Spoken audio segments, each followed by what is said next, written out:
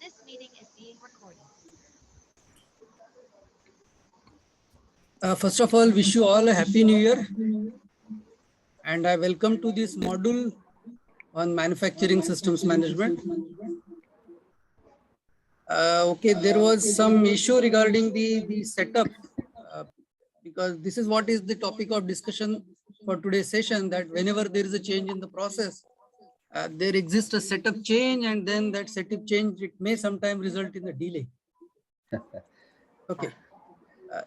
Just 2 more minutes, because there is still some problem with the setup. I am getting an echo in this room. Others has to mute. I wish you a happy new year too, sir. Thank you. We'll wait.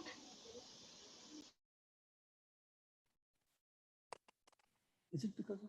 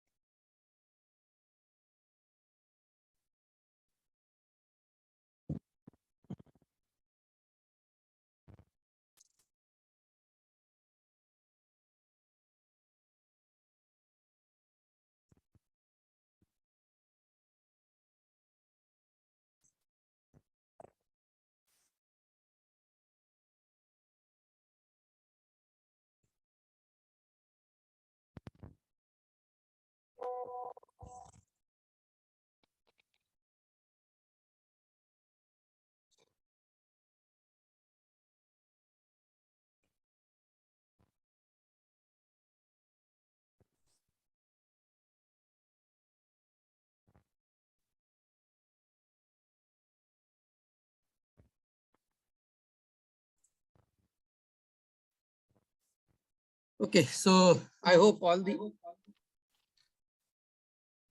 who is coming? Who is touch father?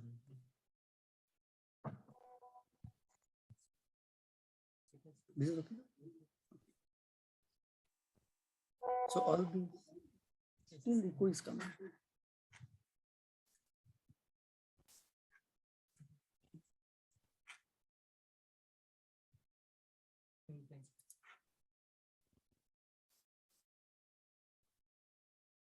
Okay, I hope the screen is shared and all of you can see the screen. Yes, sir. We can. Yes, sir.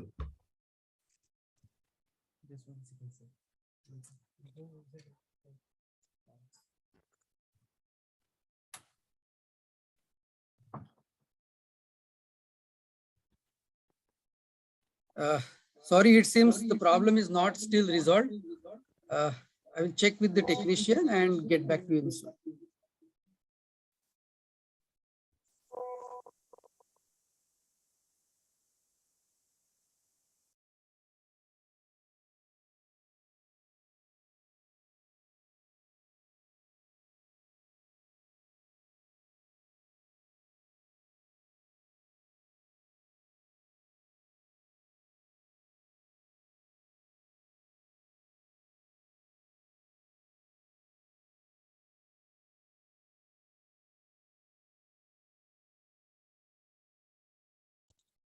Hello, sir. Good morning. Good morning. Yes, sir. I think the echo is because there may be two devices in your side. That's why it may happen, as I think. Yeah.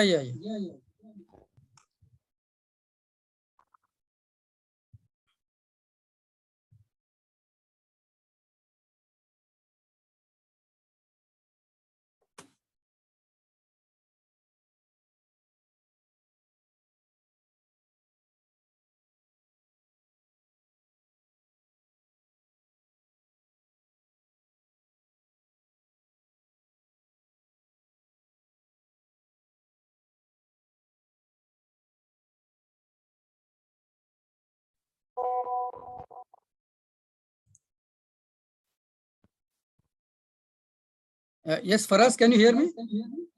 Yes, sir.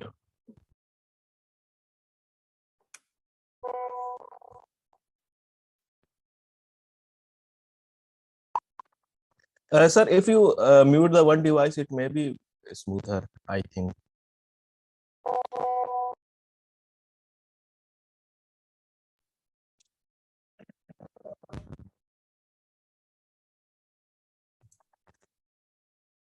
Am I audible now? Yes, sir, you are audible.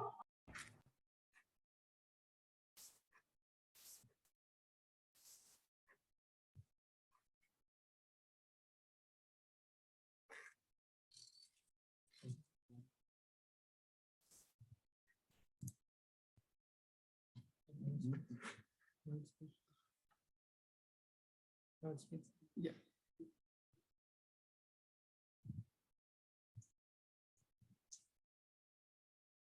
Am I audible? Yes, sir, you are audible, but this time there is more echo in the. Yeah, there's a lot of echo this time. Yes, yes, yes. So please help me to get this issue resolved, because I will have to first test it and then we'll continue with the session. Do you have any Bluetooth devices connected on your computer right now? Like a something like a speaker?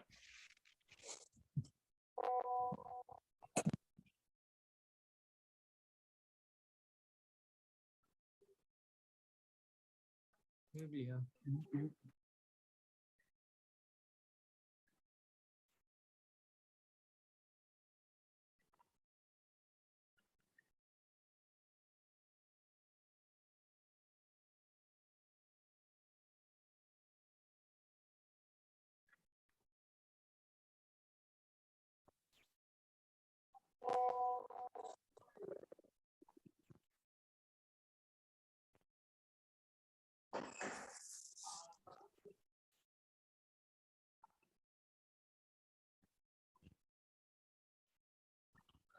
Sir,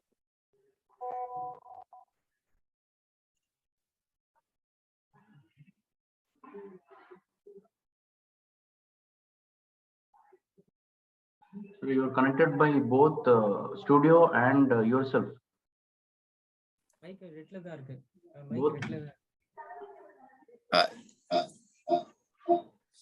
We are checking for this issue. Just please bear with us for few 5 minutes. Mic கிரீன்ல தான் இருக்கு இப்ப. அது echo அடிக்குது.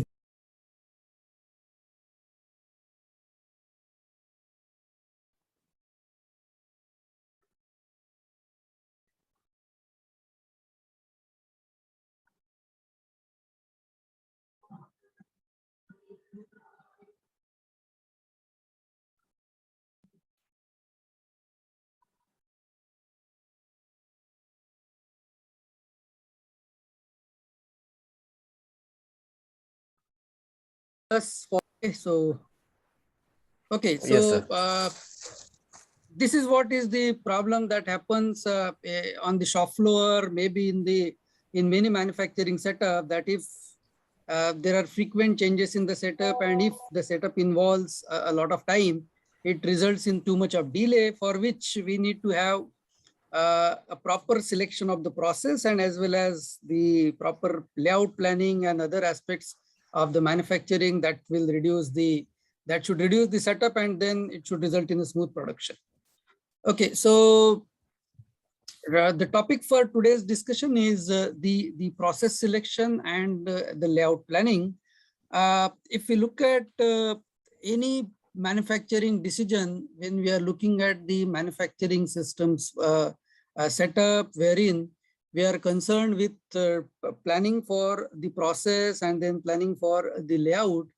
So when we are coming across such a decision, in that we need to look at what is the product that needs to be manufactured, then what is the quantity that is required to be manufactured, then how many machines will be required, then what are the process steps, and in each process steps, how much is the time that is spent.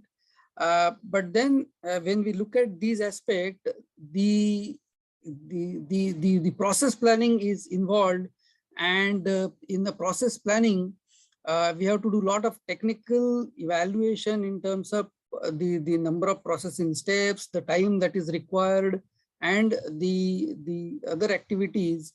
But when we look at the manufacturing systems, we are mainly concerned with the process selection and the layout that is involved for that particular manufacturing activity. So when we come across any manufacturing systems management decision, the first point that we need to look at is related with the process selection.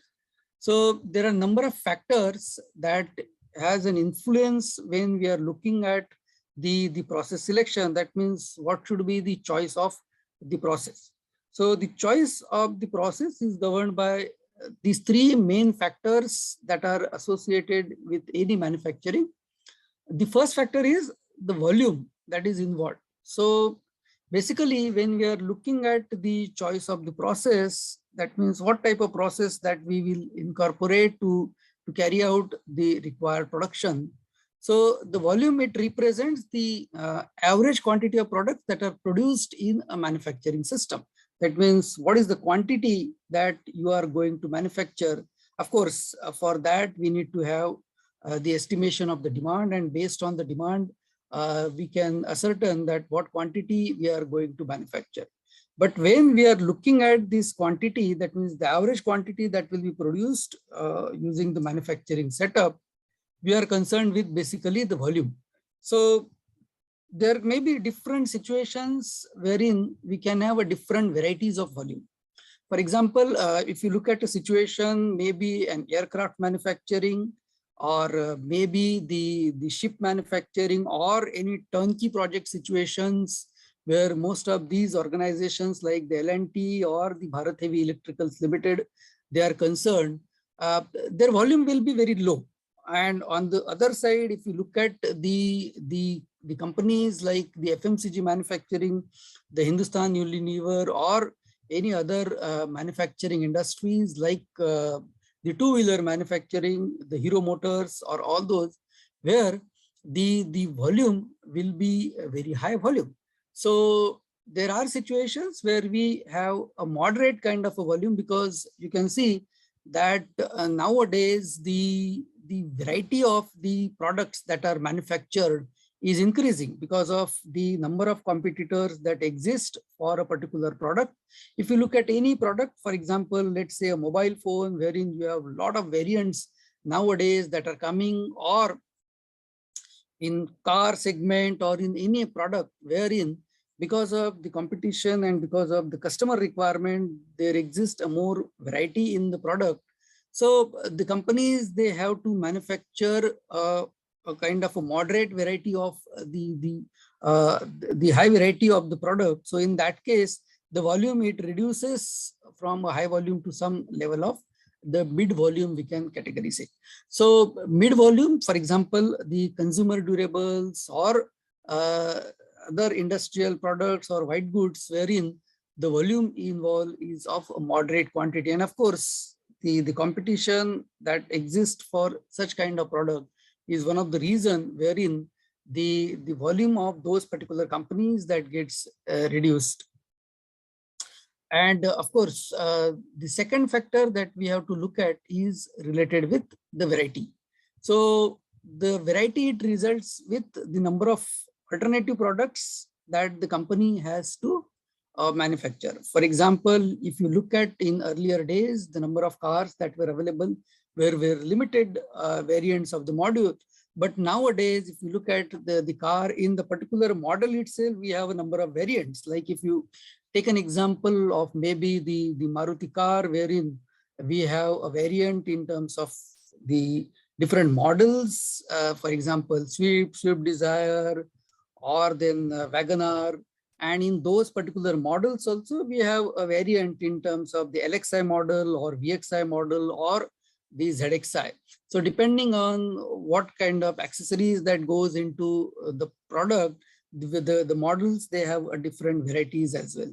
So the variety of the product is involved because nowadays the competition is increasing. For example, if you look at the earlier days, where the wrist watches that people used to wear, where the basic purpose was mostly to get the time. But nowadays it has got into an aesthetic aspect, wherein the demand in terms of the aesthetic, in terms of the matching, in terms of all those features that are required in the particular product, that has increased. And you can see that nowadays the companies has to manufacture a lot of variants or variety of the product. So if you look at a typical product or the wristwatch that is manufactured maybe by the Titan Industries, so in earlier days, it used to be hardly 500 or 600, maybe the variant. But nowadays, if you look at, the variants have increased.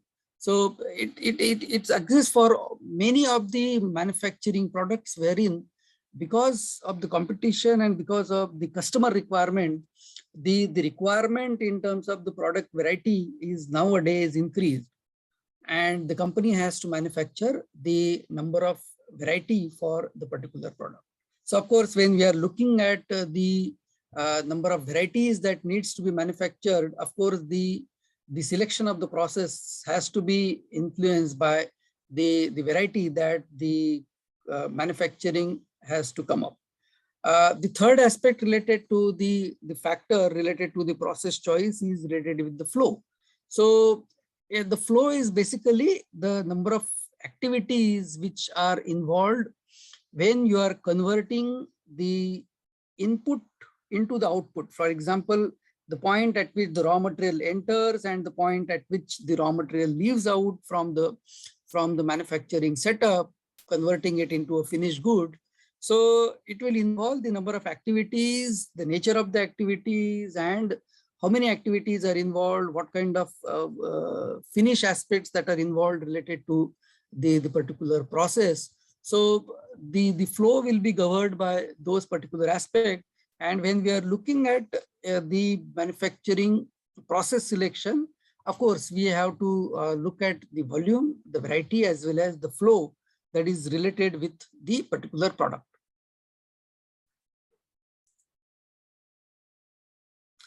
So if we look at the relationship between these three, the high volume and the variety, the mid volume, mid variety, or high volume and the low variety. So you can see that at the left hand side, we have a high volume and the variety. So in that case, we have a mass production. For example, the petrochemical industries, the automobile industries, or the FMCGs industries. So all these industries, they have a very high volume of the product. On the mid side, we can see that we have a mid volume, mid variety, where the white goods or the consumer durable products will come, wherein the volume is somewhat at a moderate level and the variety is also not so high.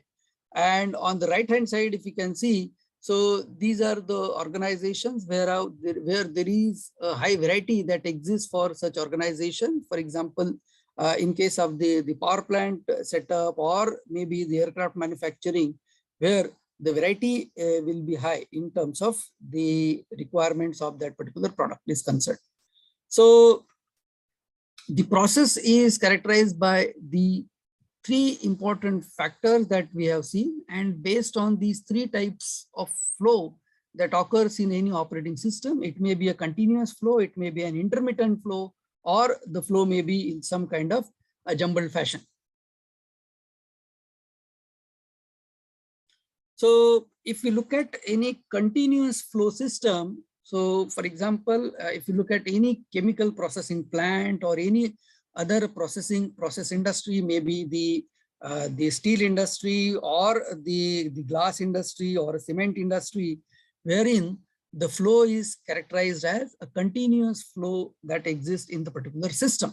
So when we look at the continuous flow system, the main characteristics of this continuous flow system is the streamlined flow of the product, and the conversion of the process, or the conversion process, it begins by inputting the raw material at one end, and it progresses through the system in a particular order in which the process has to be applied on the particular raw material, wherein it gets converted into the finished product, and we get a finished good at the final stage. So several chemical industries, they will come under this category. The process industries, the steel, the cement, glass, all these kind of industries, they will come as a part of the continuous flow, where the flow is continuous. But at the same time, there are certain discrete manufacturing situations. For example, the electric bulbs or the spark plugs which are manufactured, where there exist a few variety of the product. So in that case, the flow will be characterized by a continuous flow system.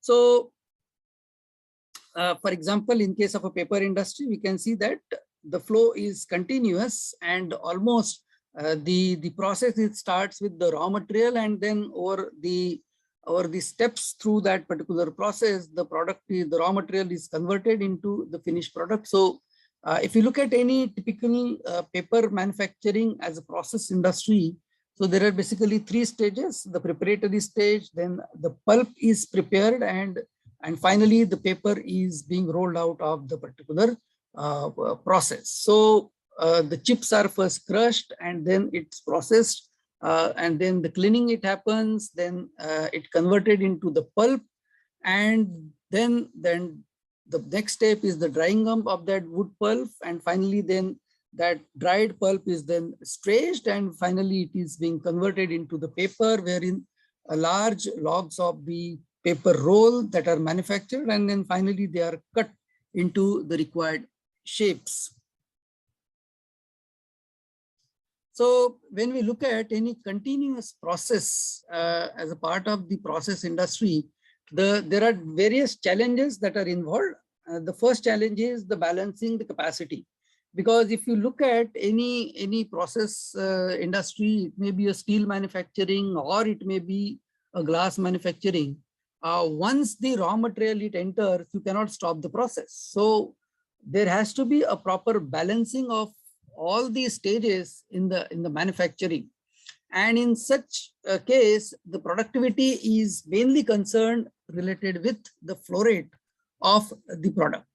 And there is a huge requirement of investment, because the process has to be set up as per the requirements of the particular output.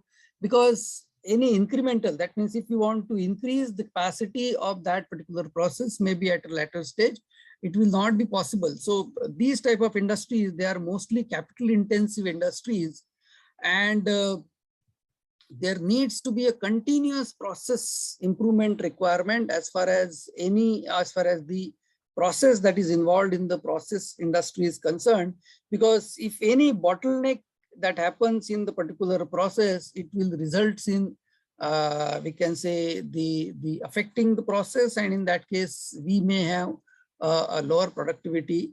So, and one of the other important aspect related to the process is the smooth functioning, because if there occurs any failure at any intermediate stage, we'll have an adverse effect. That means the entire process that has to be stopped on account of any failure that may exist or that may occur during the process execution.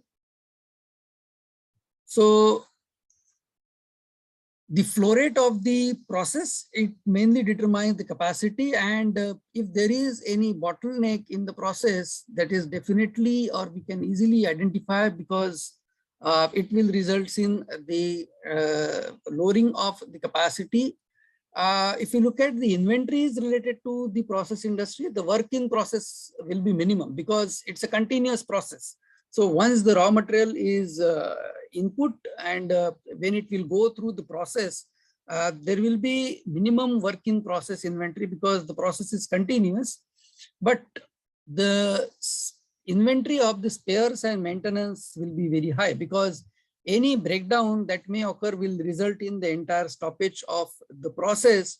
And in that case, we need to have the proper maintenance, and the maintenance that will be mostly governed by the availability of this process, availability of the spares. Because you can see that if during breakdown, if the spare part is not available, that may result in a lot of downtime that is associated with the system.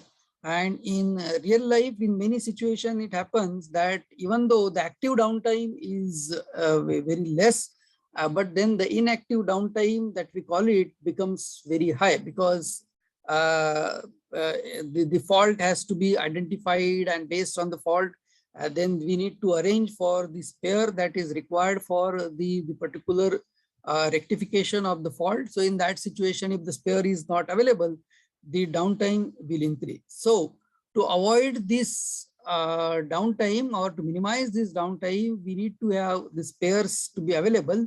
And in that sense, the inventory of the spares will be very high. So from that point of view, maintenance is one of the very important aspect as far as the manufacturing systems management is concerned. And in one of the session, we will discuss about the maintenance aspect in more detail. So in many process industries, we need to involve the vertical integration. So because in the process industry, there are a lot of byproducts that are created. And if we avoid to make the use or reusing these byproduct, it will unnecessarily incur the cost in terms of wastage and disposal. And that may also affect the environment. So from that point of view, you need to identify opportunities wherein you can make effective utilization of whatever the byproducts that are created or that gets out of the process, so that you can have an additional opportunity of earning the revenue based on the utilization of those byproducts.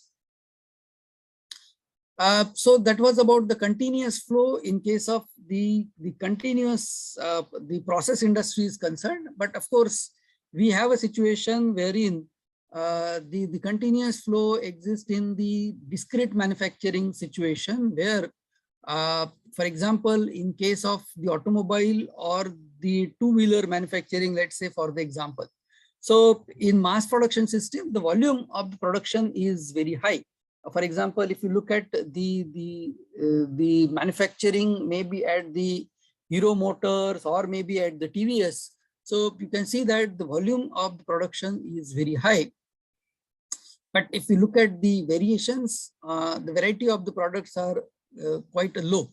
So in that situation, the manufacturing is organized in terms of the entire flow line, and the manufacturing is carried out by arranging a kind of setup that we call it as a product line. So an assembly line is created, and at each workstation, some of the components that are assembled to the product, and based on that, the product is rolled out at the final stage of the assembly line.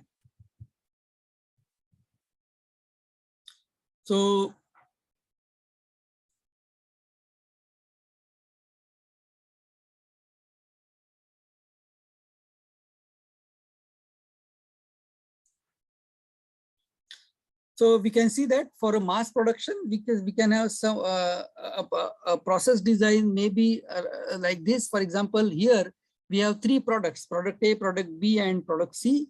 And these three products, they are manufactured at maybe the different plants wherein each product is characterized by the requirement of its manufacturing, maybe in terms of the processing that happens on that particular product. And finally, all these products, they are brought to the assembly, and based on that assembly, then the product is manufactured along the assembly line. So for example, if you look at any manufacturing setup, for example, let's say a tractor manufacturing industry like Mahindra and Mahindra. So they have a kind of manufacturing setup wherein there is a separate engine section, there is a separate transmission section, and there are separate other sections. And finally, each of these products, they are manufactured based on the requirement of the processing that happens for a particular product, may be related to the engine, may be related to the transmission, or may be related to the other product that is involved. And based on that, all these products, then they are brought to the final assembly station where there are different workstations, and finally the product is assembled so that the final tractor, it then rolls out of the particular manufacturing facility.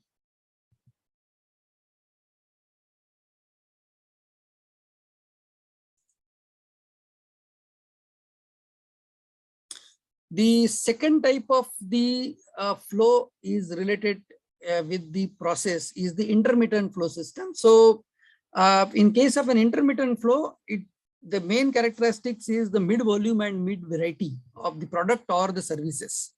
So because of the variety that needs to be manufactured, it increases the flow. That means the complexity of the flow, it increases because of the variety that has to be manufactured. So the problems that are associated with the intermittent flow is again related with the capacity balancing. And in many, you can see that because of this, in many process industries, they use the batch production. So because the variety is very high, we cannot dedicate the entire manufacturing setup for manufacturing a particular product. So in that case, the process is carried out in terms of the batches. So in case of the process industries, they use the batch production. So once one batch is completed, the process is utilized for the next batch. And of course, when there is a change in the batch, some kind of setup that will get involved. And in case of the discrete industries, they have a different method of designing the layout, wherein the same maybe the line that is used for manufacturing the variety of the product. But of course, in that case, the main problem is because of the production planning and control. Because in such situation where you have a very large variety of the product that needs to be manufactured, the problems are associated with the production planning, scheduling, and in some cases, even the control that we need to have over the production. So this is one of the example wherein we can utilize the manufacturing activities for an intermittent flow kind of a situation. So we have different sections in terms of the gear component, in terms of the sheet metal parts, in terms of the other component that goes. And then based on that, we can bring all those products to the assembly. And based on that, the final assembly is rolled out of the particular manufacturing facility. Okay, so we have seen about the continuous flow. We have seen about the intermittent flow. So if the process is not properly selected, that means a bad choice on the structure, and the issues that may be related with the manpower, it may result in the material flow. It will result in affecting the information flow. And because of that, the production planning and control will become complex. And due to this, we need to have some kind of a special mechanism that we can utilize. And based on that, we can, if we can manage the production system in terms of the smooth flow of the production and to resolve the issues on account of the production planning and control. Okay, so because of these issues, you will find that the lead times will increase, then the delivery will get affected. You will have a lot of excess or the unwanted inventory, and you may incur a high overhead or the high cost. So these will be the problems that may arise because of the complexity that may get involved. The third type of the flow that may occur is related with the jumbled flow system. So if the variety is very high, that means the products are very, or we can say they are highly customized products. So the product differ from customer to customer. So for example, if you look at the turnkey projects which are manufactured by these large industries, in that case, a particular product or the project that is executed will based on the requirement of the customer. Similarly, there are other situations wherein we have a very high variety that exists based on the customer requirement. And in that situation, the flow that gets into the manufacturing, it's a very jumbled flow, or you can see that a lot of zigzagging that will occur because of the nature of the process steps that need to be done on the particular product, because each product is characterized by the requirement may be based on the customer, In simple example, we can see that if you go to any fabrication shop, even the variety that is manufactured by that particular fabrication shop will be high, because for each household requirement, the requirement in terms of the fabricated product, the grill work, each customer, they will require that their fabrication or their grill, whatever that are used in the particular house or maybe at the particular premises, it should be unique. So from that point of view, each product is a highly customized product, and based on those particular requirements of the customization based on the customer requirement, you will see that the flow is almost a jumbled fashion, or a lot of zigzagging will get involved in such type of manufacturing situation. So this discrete manufacturing is a typical characteristics of the job shop kind of a manufacturing environment. Okay, so you can see that in case of job shops, you will see that it is highly characterized based on the process requirement for the particular product. So each product will have a customization in terms of the processing requirement, and in that case, the process, the product will move and the process will involve in a very zigzag way. For example, here if you can see that one product is moving from machine 1, then machine 4 and machine 6 to machine 7 to roll out, for example, job 2. And if you look at the job 1 requirement, it requires machine 1, then machine 4, machine 2, machine 5, and then machine 6.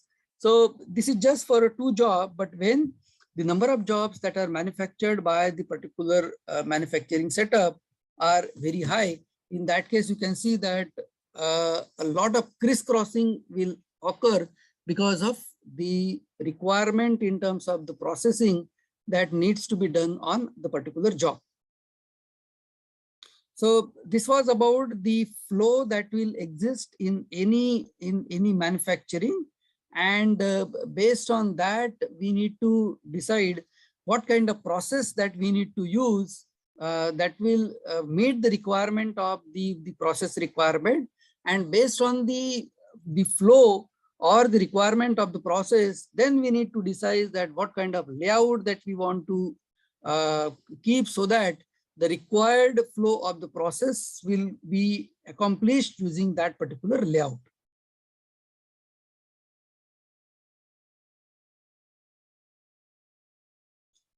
Okay, so these are what some of the, we can say, salient features or whatever we have discussed up till now. It's summarized in this table.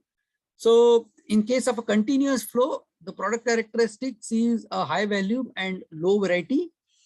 In case of an intermittent flow, the product characteristics is typically a mid-volume, mid-variety.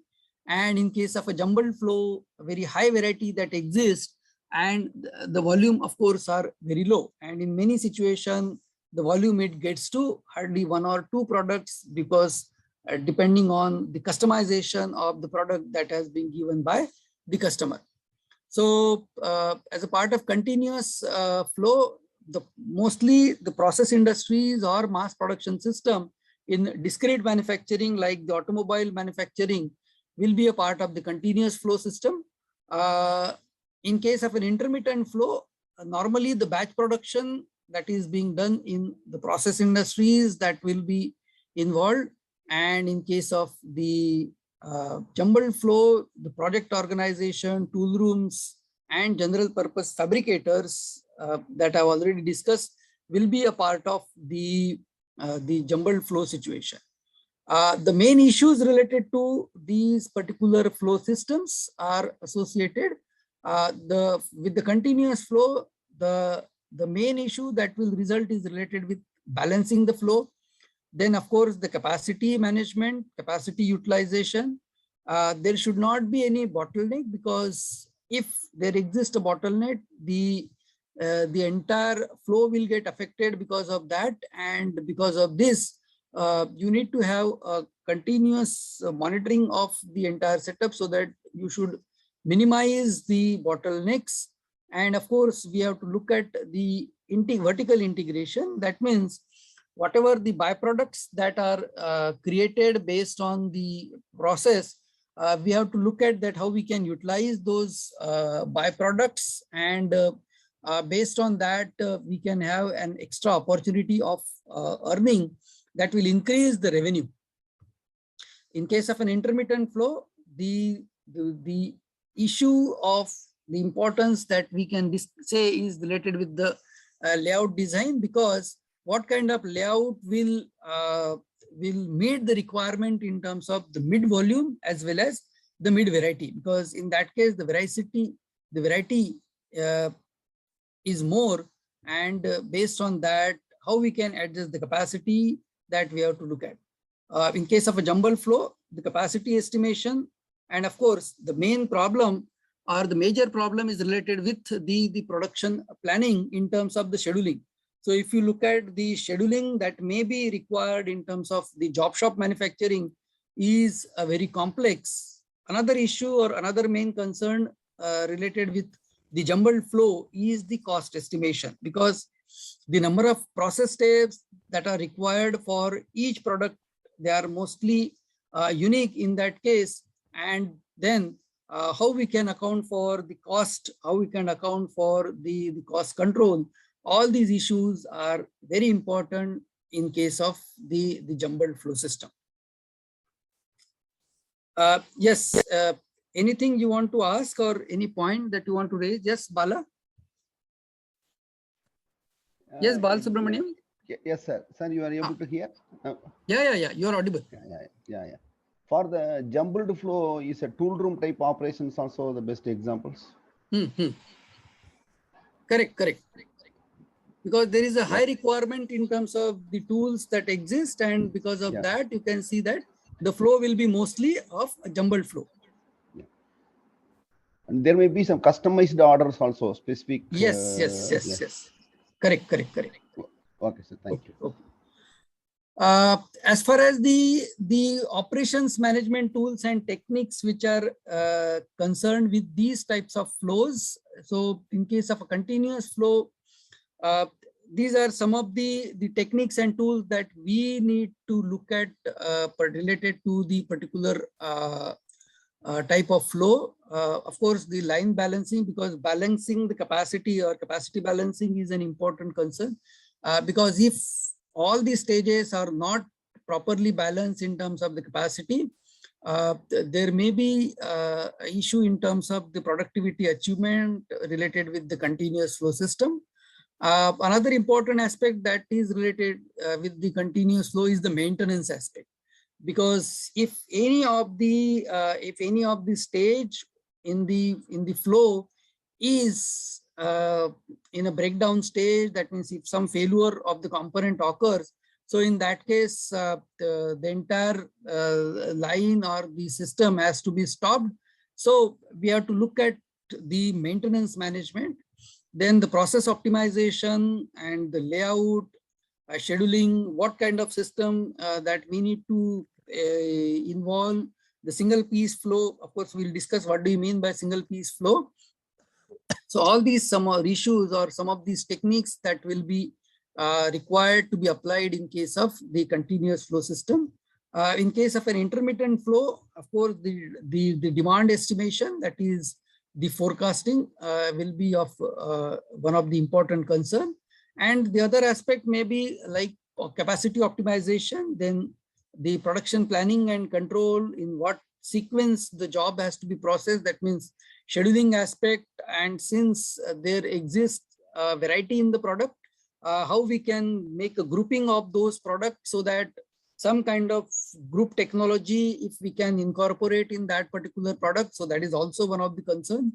And based on how we are grouping the product, maybe based on the operational requirement, maybe based on the shape or the size. So depending on the nature of the product that we are going to manufacture or the nature of the process that is involved, if we are looking at grouping those products, so what kind of layout that we need to use based on the grouping of those particular products, and of course how we are going to handle the material. So material management is also one of the important aspect as far as the intermittent flow is concerned, wherein we we are looking at manufacturing a mid-volume, mid-variety kind of the product.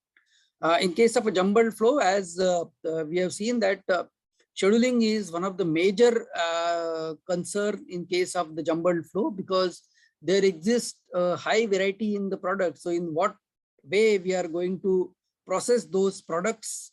Scheduling is one of the important, and job shop scheduling is a very classical problem that is highly researched topic in the theory, in the area of the operations management or industrial engineering is concerned. Another important aspect related with the jumbled flow is the layout design. That means how we are going to plan for the layout, the work in process management also, because of the variety, how we are going to manage the work in process, then how we are going to do the cost accounting and control of the cost in terms of the jumbled flow. So all these issues are of major concern in case of the jumbled flow. That means in case of a job shop manufacturing, all these issues will be of major concern. So, yes. Sir, Huh. I think I have missed the introductory session. That's why I am not able to get what you have teaching. Many things I have missed. I am not predicting what will you teach in next. No, I'm not getting your question. Sir, I think we have missed the introductory session. That's why I am missing very things. I'm not Introductory predicting session means what we will when your course has started. No, sir. Actually, I want to know that what will you teach in this session, and what will be the syllabus, and what Overview of this whole syllabus, I think what he's asking. No, you are asking for today's session or in this module? In this module, sir. Have you gone through the course outline? Yes, sir. Okay. So basically this module will discuss about the manufacturing systems management aspect. Okay. And manufacturing systems, it starts with how you are making the layout for the particular manufacturing setup. And based on that, how you are so that layout planning is based on what kind of process that you need to select. Okay. So what are the important aspects that are associated with the process selection? Those aspects we are discussing first, because based on the process, we have to decide how we are going to plan for the layout. So the different layouts are based on what is the flow of the process. And these flows are based on the three important factors, that is the volume, the variety, and the flow that is involved. So first we are discussing about the process aspect in terms of based on if we are looking at making a process selection, what are the factors that we need to look at? Okay, sir. Okay, sir. So this is what is the summary that of the points that we have discussed. So based on the volume and the variety, we have a different kind of flow that may exist in the particular process. For example, if you have a very high volume and a very low variety, so that type of manufacturing requirement will involve a continuous flow system. If you look at any typical steel plant, okay, so in steel plant, you have a very high volume, but the variety is low. So if you look at the companies like Tata Steel or the Steel Authority of India Limited, wherein they have a very high volume. So these type of industries, they are very capital intensive industries. And in these particular industries, you have a very low variety. So for such type of requirement, you should have a continuous flow system. If you look at any automobile industry, wherein the volume is to some extent, it's a moderate volume, but then there exists a variety, more variety as compared to these particular industries like Tata Steel or this. So for example, if you look at any car manufacturing, let's say a Tata Motors or the Maruti Udyog, so they have a moderate volume in terms of the volume, and the variety is also very less or moderate, we can say, because we are trying to categorize based on the volume and the variety. So based on these three aspects, we are looking at what kind of flow that will be involved, whether it's a continuous flow, whether it's an intermittent flow, or whether it's a jumbled flow. So if you visit any, or if you look at any typical fabrication shop, so the fabrication shop will involve a high variety, because each customer of that particular fabrication shop will try to give a unique design in terms of the grill work or the fabrication product. So in that case, based on the customization of the product, you will see that the flow will be a very highly jumbled flow, we can say, or a zigzag type of flow. So depending on the volume and variety, we have a type of flow, and then based on the type of flow, we categorize the system in terms of the different categories of whether it's a job shop manufacturing, whether it's a flow shop manufacturing, wherein we have a kind of assembly line manufacturing. So a job shop will have a different setup in terms of the manufacturing, a flow shop will have a different setup, even in situation wherein it's a kind of a single machine setup, or in case of a parallel machine kind of a situation where you have multiple parallel processors who are having the same similar or same capacity, so that any job can be processed on any machine. So in all these, you will have a different kind of a flow, and based on this, you will have a different kind of a layout arrangement. Is it clear for us? Yes, sir. Okay. So are you able to connect now? Yes, sir. Okay. So you can see that whatever we have discussed, for example, if we have a very low volume and a very low standardization, that means the product is not standardized. It's a unique product that is being created. So for example, let's say a satellite launch vehicle. It's a unique product. There is no standardization that will occur so that you can have a similar product as you can have a multiple cars which are manufactured. So in that situation, you will find that it will involve a jumbled flow during its manufacturing setup. If you look at the situation where you have multiple products, but the volume is low. So typically, we can say machine tool manufacturing, it will involve a batch type of production. If you look at the other category, like a very high volume, and the variety is a moderate kind of a variety, in that case, you will see that you have the connected line or the flow shop manufacturing. So a typical assembly line is characterized by the mid volume, and we can say to some extent a bit variety kind of a segment. And when you have a high volume and a very high standardization, it's a very unique product that you are. So for example, let's say steel manufacturing or the cement manufacturing, glass manufacturing, where the process is standardized, and in that case, you can have a continuous flow kind of a situation.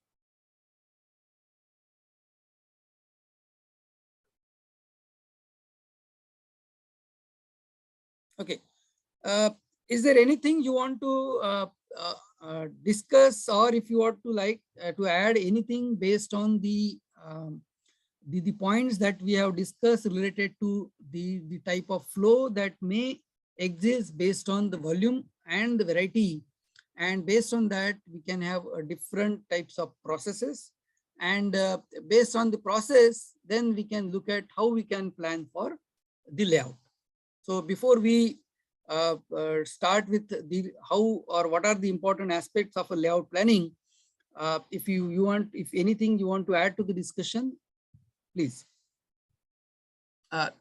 Yes.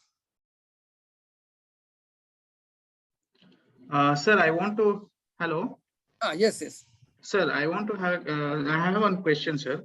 So these requirements, what you have showed that intermittent requirement and continuous flow requirement, if there is a something requirement of seasonal requirement, Mhm. like production requires only the few months or few weeks the production will happen. Mhm. Such kind of production, what flow process is used? Like in voting machines and all happens, production happens once in 4 years or 5 years.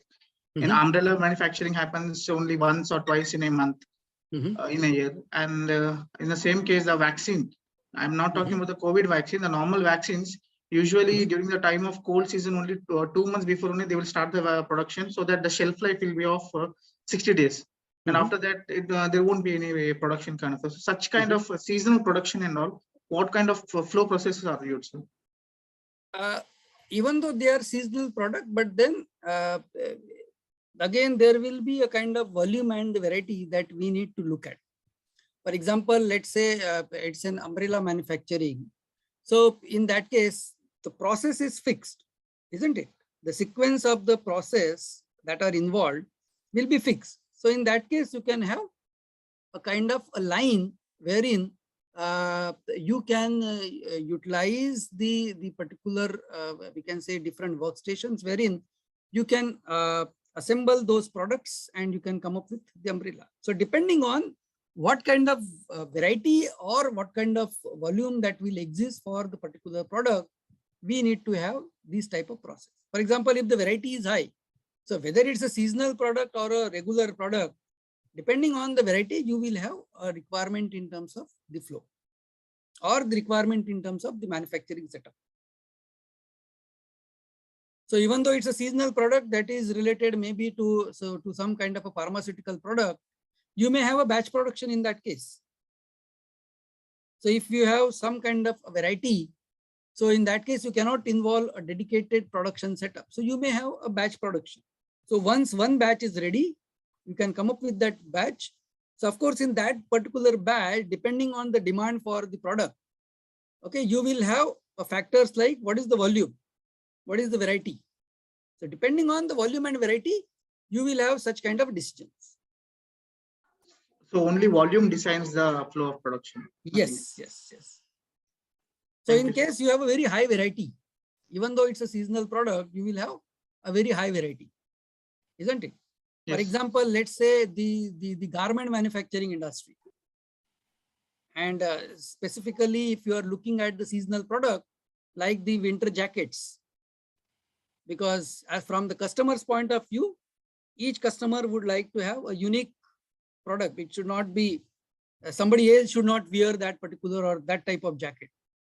So in that case, again, it will be a very high variety.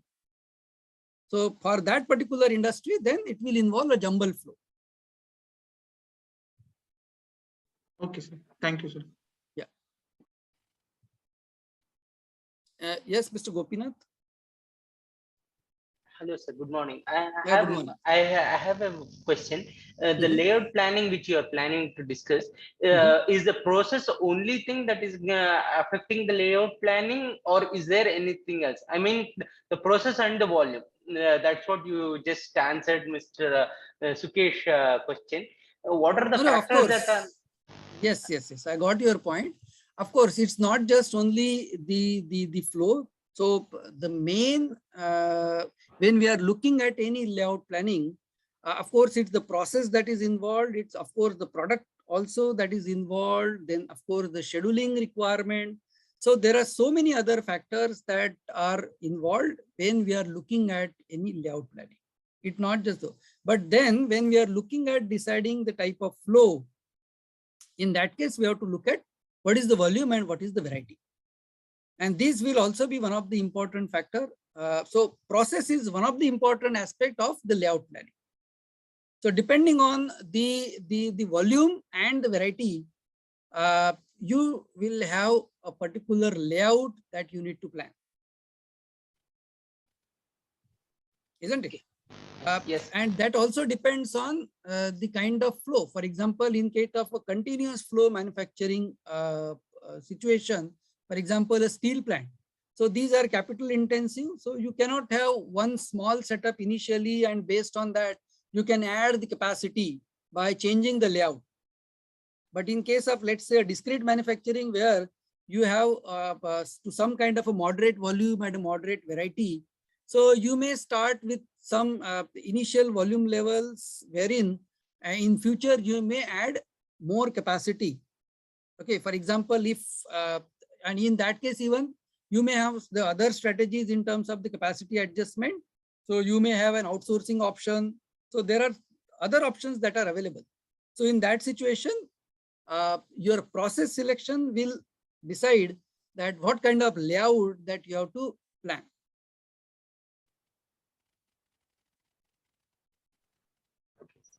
Thanks.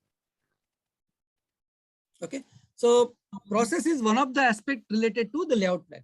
Of course, we have to look at the product, we have to look at the schedule, then we have to look at the material, all these aspects that we have to take into account while planning the layout.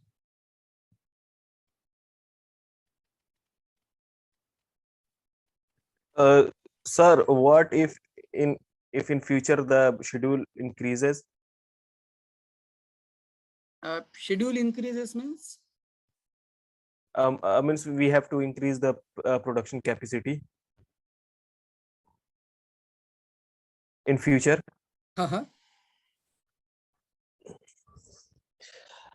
So if you are looking at, so that sort of provisions that you have to keep. So that also depends on what kind of flow that is involved in the particular process. Okay, so if you want to add the let's say in future the capacity, if you want to add, so that means if you want to add more machinery, so from that point of view you have to look at that what should be the layout, so that so all these, so it's not just based on one factor. Okay, so there are so many factors. Your forecasting is also one of the important aspect, and then how you are promoting the brand, and based on that what kind of competition that exists in the market. So there will be so many factors, but of course when we are looking at the planning for the layout, you should have that kind of a vision based on that, because initially itself you cannot involve all the manufacturing setup that are required for the particular product. Okay, over a period of time when the product will become mature, and maybe based on that if the demand increases and of course in future if you have to add the capacity, you should have that particular provision maybe based on the layout planning. Sir, batch production and job work production are same, or they are different? They are different. So batch production is an intermediate flow and job production is a zigzag flow, correct? Is a zigzag flow. A typical fabrication shop, if you look at, is a job shop production, wherein the flow is jumbled. Okay, because each fabrication product that is ordered to that particular fabrication shop will be unique. So it will require a different kind of processing setup that are involved. Okay, sir. So that means, sir, if you look at any particular, let's say a cosmetic product, okay. So in that case, it will be a batch production, because in that case, once the particular batch is completed, the next batch when you are starting, it may have some different specification, different requirement. So in that case, that particular setup has to be prepared for the particular batch, and based on that, you can carry out the next batch of the production. Sir, as before you have taken some that you have given an example of satellite launch vehicle production. Okay, so at that time you have said that it will be a job work production, correct, sir?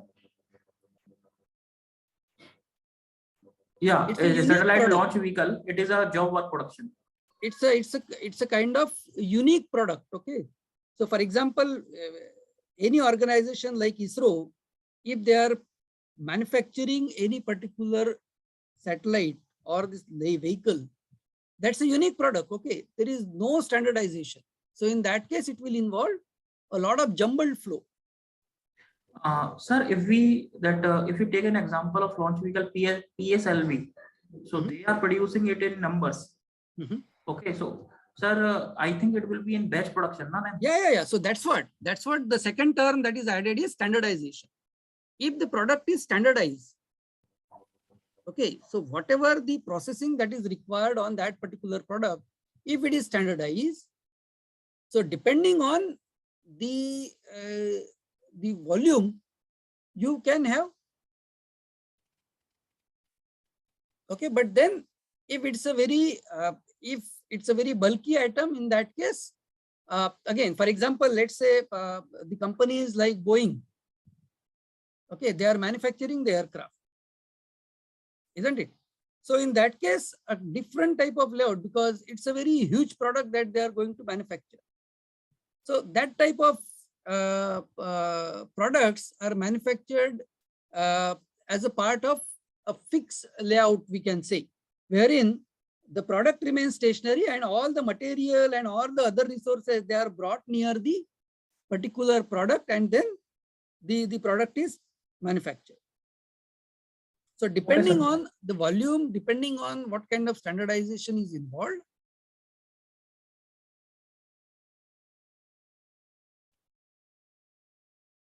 Is it clear? But if it's a unique product, if it is a first time product, let's say, or if it is a unique product, so in that case, if there is a very low standardization that has happened for that particular product, it's a unique product that you are manufacturing. Example like prototypes we are Yes. building. Yes. Okay. Okay, sir, understand.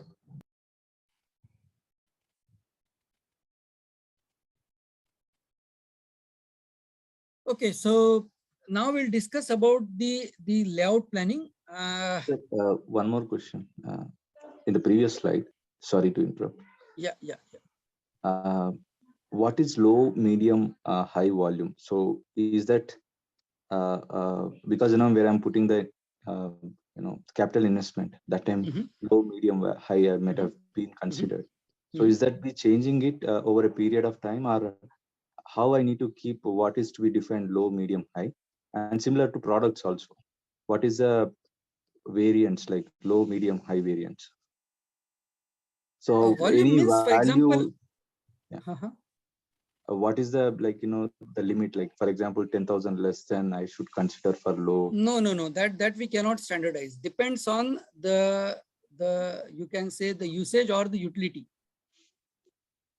Okay. For example, if you look at the FMCG product like the bathing soaps, isn't it? Yes, sir. So even the 10,000 number in that, it will be a low volume. Correct. Okay, but if you take an example of a 10,000 number, maybe related to car. Yeah, it's a huge. Maybe a mid volume for a company like Maruti. But a company like Nissan, it may be a medium volume. Isn't it? So it's up to organization to organization. Yes. What is their strategy? Yes. We cannot have a standardization in terms of the number. Okay. So it's driven from a portfolio. Yes. Product to product. Okay. One more question, sir. Is there anything called mixed thing like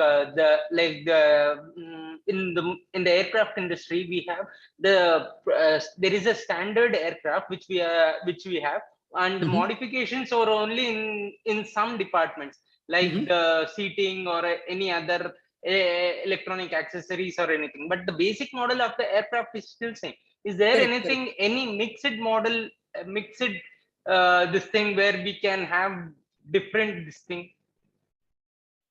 Is there any model like you look at, yes? Yeah. So mostly you will look at these kind of layout. Those will involve the mixed kind of a nature, wherein you can have, for example, in the aircraft, let's say in a car. So a particular few aspects they are common, but then only few aspects if they are differing. So maybe depending on that, you may have a kind of group technology that you may involve. Okay, so that particular whatever the variation that is that you have in the particular model, those they can be manufactured, or those aspect or that particular feature is manufactured in that particular what we call a cell. And from that, then when they are coming to the final assembly, then you can have an assembly of the other products that will go into your main product. So you can have a mixed model also. So that time we'll have both job shop production and batch production, like. So that's what I'm saying. It's a mixed model that you can involve in that case. Okay. Okay, it's a mixed model that you will have to involve. And that is true with many industries. Okay. So the final assembly is a kind of, we can say, the continuous flow. For example, let's say in case of the industries like Mahindra and Mahindra tractor manufacturing. Okay, so the final product that is rolled out is on the assembly line. But if you look at the other sections, maybe in the engine or maybe in the transmission or maybe in the other component manufacturing, depending on the process requirement, you may have either a process, either you may have a jumbled flow. So if you go to any other section, you may have a kind of a job shop. In other section, you may have a cellular manufacturing type of layout. And finally, then all these, then they will come to the final assembly. In that, then you can have a different kind of a layout. So depending on, that's why this aspect of volume and variety and the flow is very important when we are looking at selecting the process, and maybe based on how you are planning for the layout. That means what type of layout that will be involved for a particular type of flow. So all these things, they are interconnected. The volume, variety and flow related with the type of flow that is required, and based on the type of flow, what kind of layout that you need to arrange for the particular manufacturing setup. So all these things are interconnected. Okay. Thanks. Yeah. Okay, so layout planning is one of the important aspects, maybe in manufacturing organization or maybe in service organization, because even if in manufacturing, if we look at the layout, or if we look at even the service organizations, for example, if you visit any bank and if you have to move a lot of from one desk to another desk, from one section to another section. So in that sense, you will be too much irritated because of the layout problem. So that if they have not looked at the entire process, if they have not looked at the flow, if they have not looked at the volume that is involved in the particular service.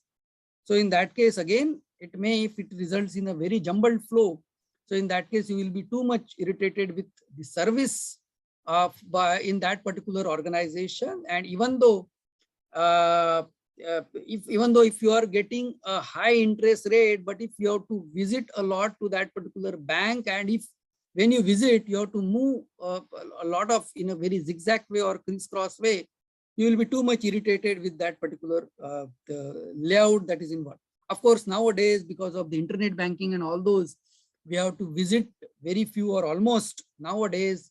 Visiting the bank physically is an outdated concept nowadays. But then when we look at any layout planning, maybe related with any manufacturing or maybe related with any service organization, basically we are dealing with the physical arrangement of the various resources that are available in the system. For example, in case of a manufacturing industry, how the machines are being arranged, how the flow of the material will occur, in what way the material handling devices will move, and based on that, how the material handling will be carried out. So when we are looking at layout planning, we have to look at the physical arrangement of all these resources. And when we are looking at the layout planning, the objective will be to improve the performance, because if the layout is not properly planned, there will be a lot of wastages that will occur in any particular manufacturing situation. And as for the lean concept, there are almost 8 type of waste that have been identified, 7+1.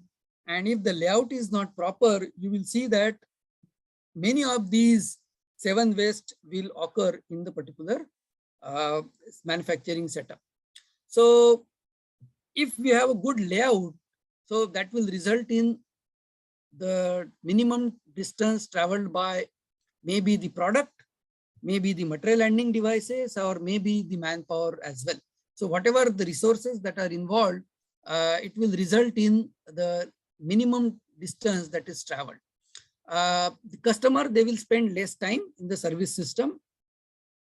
If the layout is not proper, then it will involve too much time that is spent by the customer, because there will be long queues that may occur in the particular service system, and maybe based on that, the service will get delayed and the customer will have to spend more time in the service. Of course, it will result in reducing or cutting down the lead time as well as the cost, and based on that, it will improve the quality as far as the product is concerned or as far as the service is concerned. So if you look at any layout related problem, so whenever there is a change in the product design, or when you are looking at introducing the new product, you have to look at the plant layout aspect. If there is a change in the volume of the demand for the company's product, that means during the initial phase, when you have during the launch of the product, you have kept a manufacturing setup or the layout with the requirement of a low volume, but as the over a period of time, because of the we can say the liking of the customers for the product, if the change in the volume or the demand for the product, it increases. So in that case, you have to look at the plant layout, that how you can change the plant layout so that you can accommodate now the demand that is increased for the particular product. Or in some situation, if there are more accidents that are happening because the layout is not proper, and there are multiple instances where the human being is being, we can say, get in contact with the material handling devices, or you don't have sufficient space for the product, so that there exists a lot of accidents in the organization, and maybe layout may be one of the problem associated with it. So in that case, you have to look at the layout problem. In situation where there is a change in the technology, and earlier you may be having some kind of manually operated machineries, but now you want to involve some kind of an automation, and you want to involve more, we can say, CNC machine or the technology. Or nowadays, if we can look at that, we want to involve with the Industry 4.0 concept that is coming up. There is a lot of change that is required in the manufacturing setup. So of course, with that change in the technology, if you want to upgrade the system with the new technology, then also you have to look at the layout problem. In some situation, the working environment is affecting the worker efficiency or the productivity. So if the light is not proper, or if there are other aspects that are affecting the human efficiency or the productivity, in that case also you may look for changing the layout, and of course change in the location or in the market. So in that situation also you have to look at the layout problem. So if you are changing the location of the plant, and from one location, either if you are shifting your manufacturing, or if you want to look at maybe the diversifying, or in some situation, if you want to create an additional facility based on the increase in the demand, of course, in that situation also, you may look at the layout problem. So there will be multiple instances wherein you will have to look at the plant layout. When we look at the plant layout, the ultimate goal is to maximize the profit, so that whatever arrangement that you have made for the different manufacturing facilities, those should result in more productivity, so that it will result in maximizing the profit. But of course, there are certain other objectives that are associated with the plant layout. That means streamlining the flow of material through the plant. So whatever material that will flow based on the product, based on the we can say process, that should streamline. So the layout should streamline the flow of the material through the plant. It should facilitate the manufacturing process. So whatever manufacturing process that you have involved for the product, the layout should facilitate that entire manufacturing process. It should maintain a high turnover of the in-process inventory. It should minimize the material handling. It should result in the effective utilization of all the resources in terms of the manpower, in terms of the equipment, and in terms of the space. It should make effective utilization of the cubic space. So whatever space that you have. So in certain situation, not only we have to look at utilizing the ground or the floor, but then we have to look at using the air spaces also. So maybe some kind of mezzanine floors you can create, wherein you can have some kind of utilization in terms of the entire cubic space utilization. It should result in flexibility in the manufacturing operations and arrangement, and at the same time, it should provide for the employee convenience, it should employ the safety, as well as it should provide the comfort. So when you are looking at any plant layout problem, you should try to achieve most of these objectives as far as the layout of the particular plant is concerned. When you have certain layout, so which layout you can say a bad layout? That means if you are not able, or the layout which is not able to fulfill the objectives that we have discussed, so those will become the symptoms of the bad layout. For example, if there is a long material flow and there exists a lot of backtracking, maybe during the material flow, so that is one of the symptom of a bad layout. A poor utilization of the space, there is a lot of congestion for the movement of material, and in many situations you will see that a lot of work in process inventory is piled up over the entire floor, and in many situations the material handling devices, there is no space for the movement. So there exists a lot of congestion in the movement of the material. So in that case, it's a problem that is related with the layout, and then you have to look at how you can change the layout. Large amount of work in process inventory, long production cycle. So if your production cycles are even very long because there is a congestion in the material is not available for production on time, and because of that, if the production cycles are increasing, so that is also one of the symptoms of a bad layout. Excessive handling of the material, more frequent accidents. So there is a lot of instances during which the accidents are happening. The material handling devices, they are colliding maybe with the object or maybe with the human being. In that case, you have to look at the layout from improving it. Difficult to supervise and control. So already there is a lot of material that is piled up because of the layout is not proper, and in that case, there is a lot of problem that is associated with the supervision and control. So in that case also, it is one of the symptoms that is associated with the bad layout. The products are spoiled during handling, or if the products are piled up for a longer duration, and if they are the perishable product, so in that case also you have to look at the layout problem. And of course, there are a lot of bottlenecks in the production line. So maybe one of the root cause that may get associated with those bottlenecks may be the bad layout. So if you come across such problems, maybe related with the manufacturing, and when you do some kind of a root cause analysis, maybe layout may become one of the root cause for that. And in that case, then you may have to look at how you can change the layout, or how you can make some changes in the existing layout that should try to minimize or eliminate these type of problems.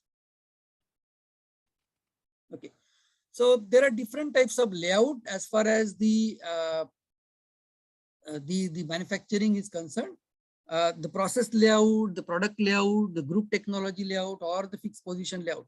So depending on the type of flow, we have a different types of layout. For example, in case of process layout, the arrangement of the manufacturing facilities or the resources is based on the process requirement for the particular product. In case of a product layout, the arrangement or the order in which the resources they are placed, they follow the exactly fixed sequence. For example, in a situation where you have a fixed sequence of activities and the product has to move from raw material to the finished good in that particular fixed order or fixed sequence. For example, in process industries, or maybe in case of the automobile industries, so the final assembly, if you look at, the product has to move in a fixed sequence. So it may be a car, or let's say it may be any other product.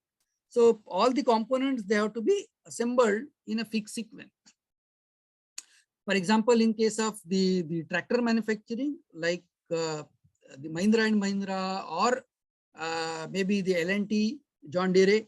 So you can see that the line, the entire line is divided into two sections. One we call it as a pre-painting, and the other is the post-painting line.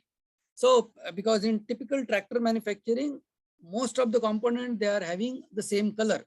If it is an L&T, it's a green color, or if it is a Mahindra and Mahindra, it's a red color. So whatever the metal components which are to be colored, so all those components, they are initially assembled, and then the product, it goes through the painting, and after the painting, again the other component like the electrical wire harnessing, the tires, or any other component which are not supposed to be in the red color for Mahindra and Mahindra tractor, they are assembled. So in that situation, it's a kind of fixed sequence in which the product has to move. So that type of layout is a group the product layout. There is another type of layout, that is a group technology layout, wherein if there exists some kind of a common feature related to the particular product. So it may be in terms of the process that is involved, or it may be in terms of certain other requirement. So those products, they can be grouped, and we can have a separate setup for that particular product based on the common feature or common aspect, and we can have a different layout that we call it as a group technology layout, wherein we have grouped the products maybe based on some common features that are related with the product, and we are providing a manufacturing setup for that particular family of product, we can say. So in case of group technology, we create a family of the parts or the components, and the manufacturing setup is provided for that particular family of the product. Another type of layout is a fixed position layout. So here the volume is very low, and depending on the nature of the product, for example, an aircraft product, or maybe a certain kind of a construction industry product, let's say any dam, or in any product, in any other situation, manufacturing the satellite launch vehicle. So in all these particular products where the product cannot be moved, so in that particular situation, we have a fixed position layout, wherein all the manufacturing resources in terms of the manpower, in terms of the material, in terms of the equipment, they are brought near the product so that the product will not move from one stage to another stage, or rather all the resources will move to the particular product and the product will be manufactured. So that type of layout is a fixed position layout. Okay. So now we'll try to relate these types of layout related with the flow aspect that we have already discussed. For example, in case of a low variety product, a high volume low variety product, where mostly the process industry or the mass products are involved, we can have a product layout or the line layout. In case of a product where we have a medium volume and medium variety, wherein we can have a batch type of manufacturing, in that case, we can have a group technology layout where there exists a high variety and a low volume. For example, in case of a job shop, we can have a process layout, and in case of a very project kind of a situation wherein we have a very unique product that we are going to manufacture, in that case, we may have a fixed position layout. So depending on the type of volume and the variety, we can have a type of flow, and based on that, we can have a type of layout that may be related with the particular flow, which is based on what kind of volume, what kind of variety, what kind of flow that exists for the particular product. Yes, any questions? Somebody was trying to ask the question. Sir, group technology you mentioned in the previous slide is also known as cluster. Yes. Cluster layout is cluster layout. Yes, yes. Some kind of cluster is created based on the requirement of the particular family of the product. Okay, so maybe the processing requirements are almost similar. There is a slight change in that particular requirement. So maybe based on that, we can have a cluster of those particular product and the manufacturing resources, and we can form a kind of a cell. So cellular manufacturing is a kind of group technology layout. Understand, sir. Thank you. Yeah, yeah.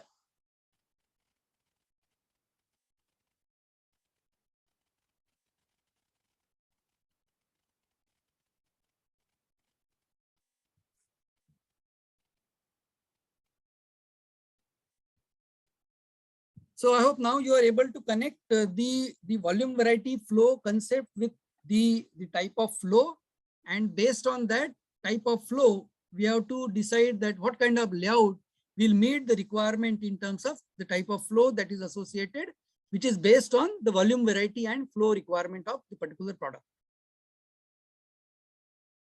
Okay, so this is what is the type of the process layout, wherein you can have this type of layout is also called the functional layout.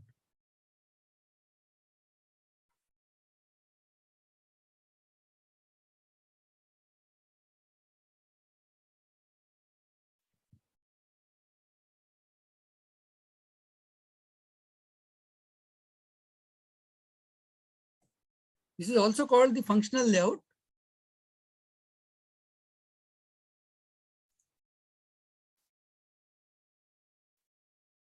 So in this, you can see that based on the requirement of the process, you can see that, for example, here L stands for the different machineries that we are utilizing. L is lathes, then milling machine, drilling machine, and grinding machine. So the machines are grouped and based on the process aspect, and depending on what kind of process steps that are required for the particular product, the product will move through these particular departments. For example, if you look at for product A, the process here is first it goes to lathe, then to drilling, and from drilling then it will go to milling, and from milling it will go to grinding, and finally it will get out of the system. Similarly, for product B, there is a requirement, there is a different requirement in terms of the process as far as these functions are concerned. Similarly, for product C, you can see that there is a different requirement in terms of. So this type of layout is called a process layout, wherein the product is manufactured based on the processing requirement, and accordingly the product will move from one particular function to the next function, and all these will have a different function. That means there is no but fixed sequence for the particular product. So as you can see here, for each product, each of these three products, there is a different set of processing requirement based on these four functions in terms of, or the four operations may be carried out on lathe machine, drilling machine, milling machine, and grinding machine is concerned. So this type of layout is called a process layout.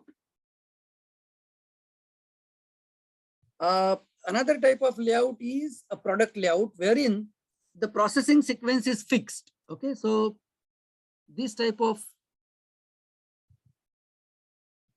the product layout is characterized by a fixed sequence.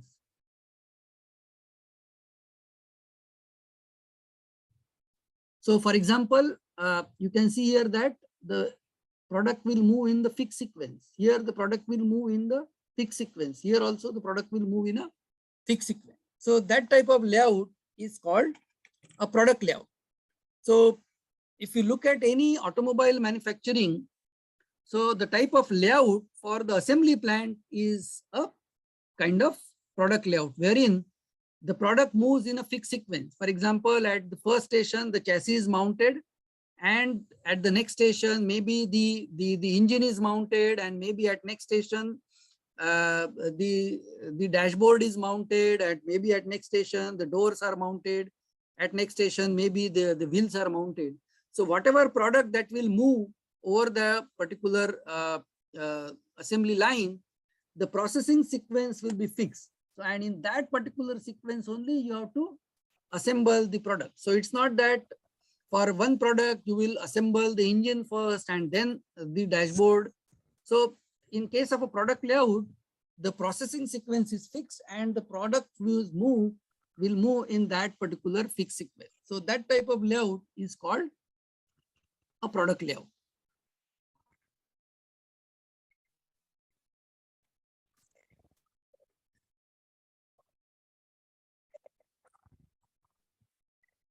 So it may be a straight line or it may be a U-shaped kind of a line wherein the manufacturing facilities, they are arranged in a U-shape, and there are operators or workers who will look at or who will be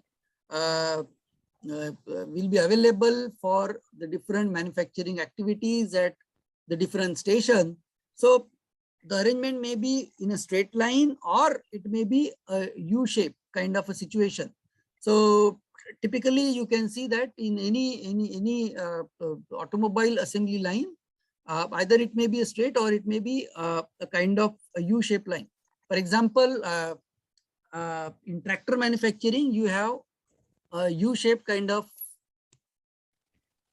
a U-shaped situation wherein you have a pre-painting line. So this will be a pre-painting line.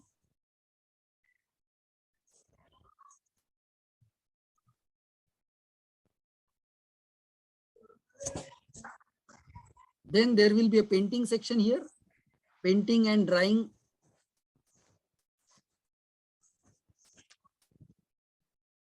And after that, it's a post-painting line. So it will start with some kind of an initial assembly. So normally in tractor, it's a transmission block. And finally here, the tractor will roll out of this manufacturing setup. So this type of layout is basically a product layout. Sir. Yes. Break, sir. Yeah. Just. I just wanted to finish with this slide and then we can have a break. Okay. Okay, so we'll take a break for 15 minutes and then we'll continue. Thank you, sir. We'll continue now. I hope I'm audible. Yes, sir. Yes. Okay. Thank you.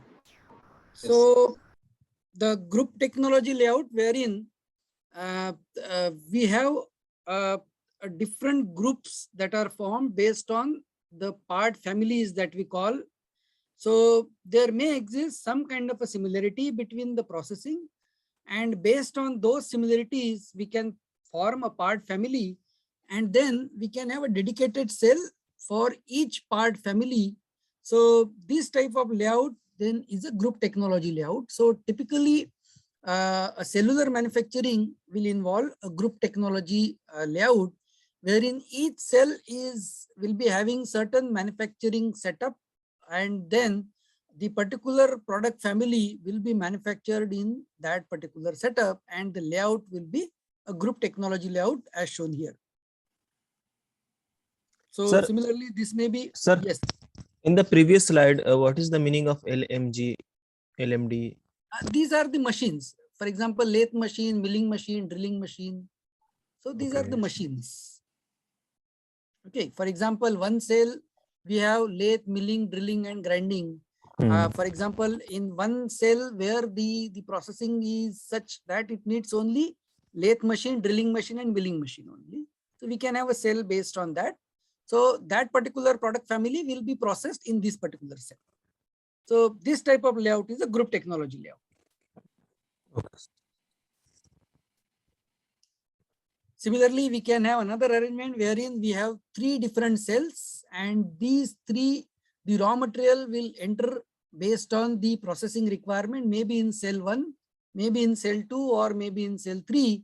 And depending on that, the product will go for maybe the final assembly. So we can have a different kind of cell formations depending on the requirements of the product.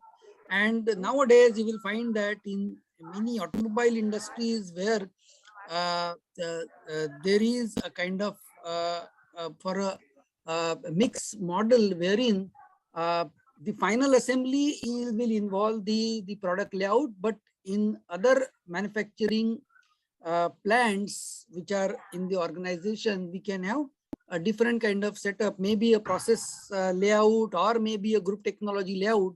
And finally, the product will come out of these 3 where they are assembled on the final assembly line, which will involve a kind of product layout. Similarly, we can have a fixed position layout wherein the product will have a very low volume, and in that case, it becomes difficult to move the product along the assembly line. So in that case, all the manufacturing resources which are required for the product, they are brought near the product, and then the final product manufacturing is carried out. So that type of layout is a fixed position layout. So typically in case of an aircraft manufacturing, or in case of shipbuilding, so or ship manufacturing, or in case of a construction project wherein it's a fixed position kind of a layout wherein the manufactured resources are brought near the product and then the manufacturing is carried out. So when we are looking at any layout design problem, the performance measure will be in terms of either the distance that is traveled by the jobs on the shop floor, or it may be some kind of a space utilization index, or maybe the objective is to minimize the material handling cost, because whatever layout that we are planning and designing, it should meet certain purpose. So how you are going to evaluate the layout in terms of measuring its performance. So either it is measured or the performance is in terms of the distance traveled by the jobs, or it may be some kind of a space utilization index, or it may be a material handling cost, or it may be a lead time of the process. So how much lead time, that will be based on the particular layout. What is the work in progress, or how much is the investment in the work in process, the interdepartmental moves, the utilization of resources, or the ease of the production control. So how you are going to measure it? For example, in case of the performance measure in terms of the ease of the production control that is involved, that means what are the number of, or how many number of jobs or card documents generated. So based on that, you can measure the performance of the particular layout. So we can have a different performance measure that are associated with the layout, and based on the parameter, we can utilize the parameter for measuring the performance of the particular layout. But of course, in many situations, the performance measure is in terms of the distance traveled by the job, or in terms of the material handling cost that is involved, or in terms of the utilization, in terms of the interdepartmental moves are concerned. So based on that, the layout are being designed. So we look at now how we can design the different layout. First, we look at the process layout. So there are different techniques for designing the process layout. It may be the qualitative methods or some kind of a quantitative method. I think any mic is on unmute. So, Mr. Senthil Kumar. Yes. Okay. Thank you.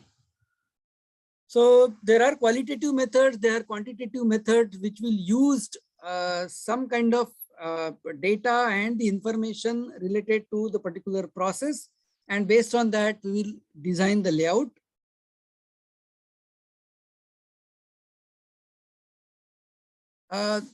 The qualitative method is based on the closeness rating. Okay. So depending on the closeness that exists in the particular department may be based on the requirement of the process. For example, let's say we have 6 departments here. So this type of diagram is called activity relationship diagram. So let's say we have 6 departments here, and then we try to establish what kind of closeness that exists between each department. For example, what kind of closeness that exists between department 1 and other departments, what kind of closeness that exists between department 2 and other departments. So this type of activity relationship diagram we try to prepare, and the closeness is measured in terms of these 6 parameters. So A stands for the absolute necessary.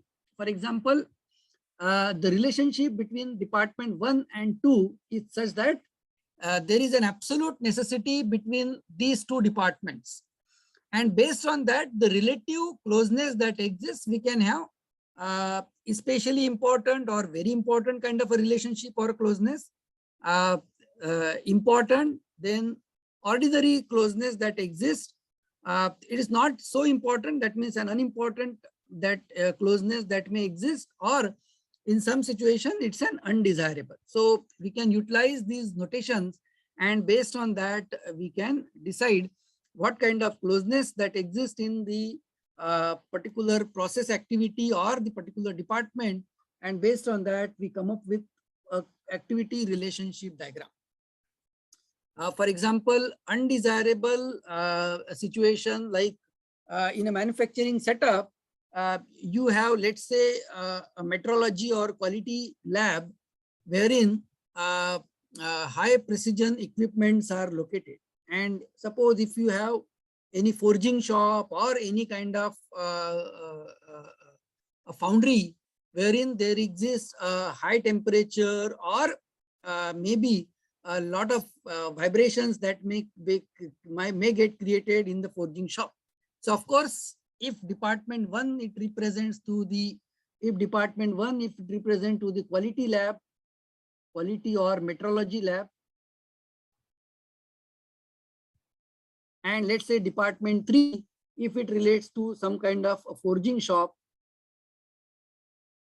So in that case, department 1 to department 3 may be having a relationship or a closeness that is it. That means department 1 and department 2, the closeness rating is undesirable. They should be separated as far as possible. So depending on the relativity that you try to establish between the department, you can come up with the kind of relationship, and based on that we may draw this kind of diagram, which we call it as an activity relationship diagram. Okay, so based on that, then we can come up. For example, here we can see here that we have a kind of closeness between all these. So for simplicity, for demonstration, I have considered here only A, that means absolute necessary, and U, E and X. So let's say we will try to analyze based on A and X. That means which departments are having A link, that means which are absolute necessary, and which departments are having X links, which are having and undesirable. That means those two departments, they should not be brought together.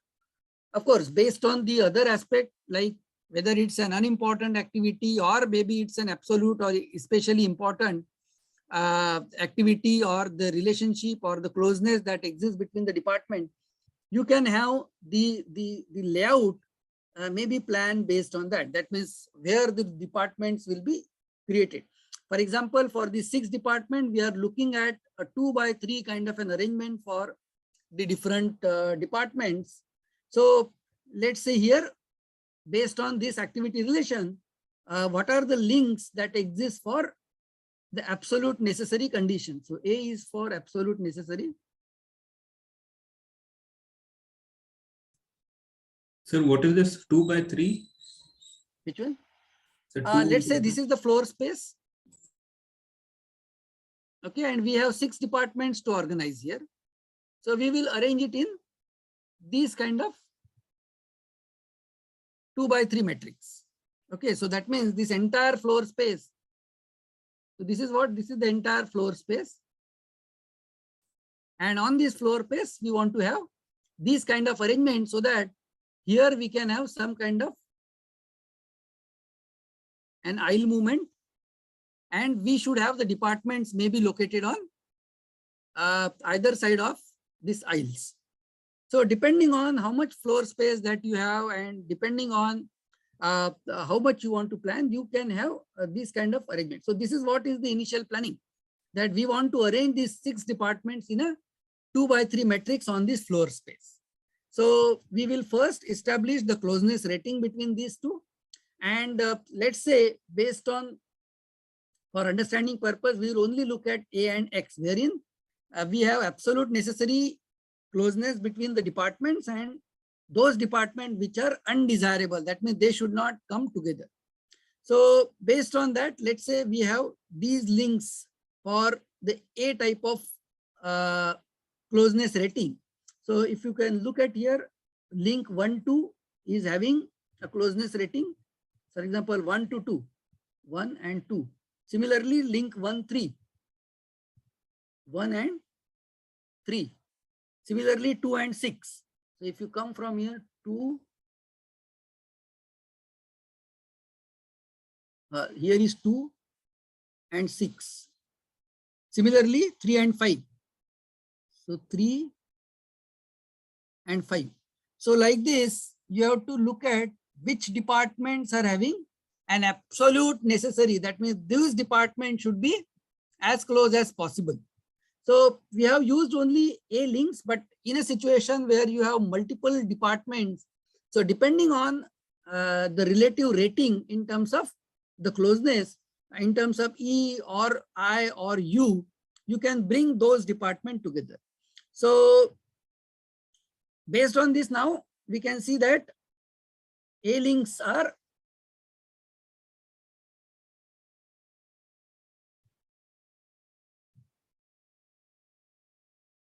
so 2, 6, 4 and 5. This department should be close enough. Okay, so based on this, we can come up with such kind of a diagram wherein we can establish that this is based on A link and this is based on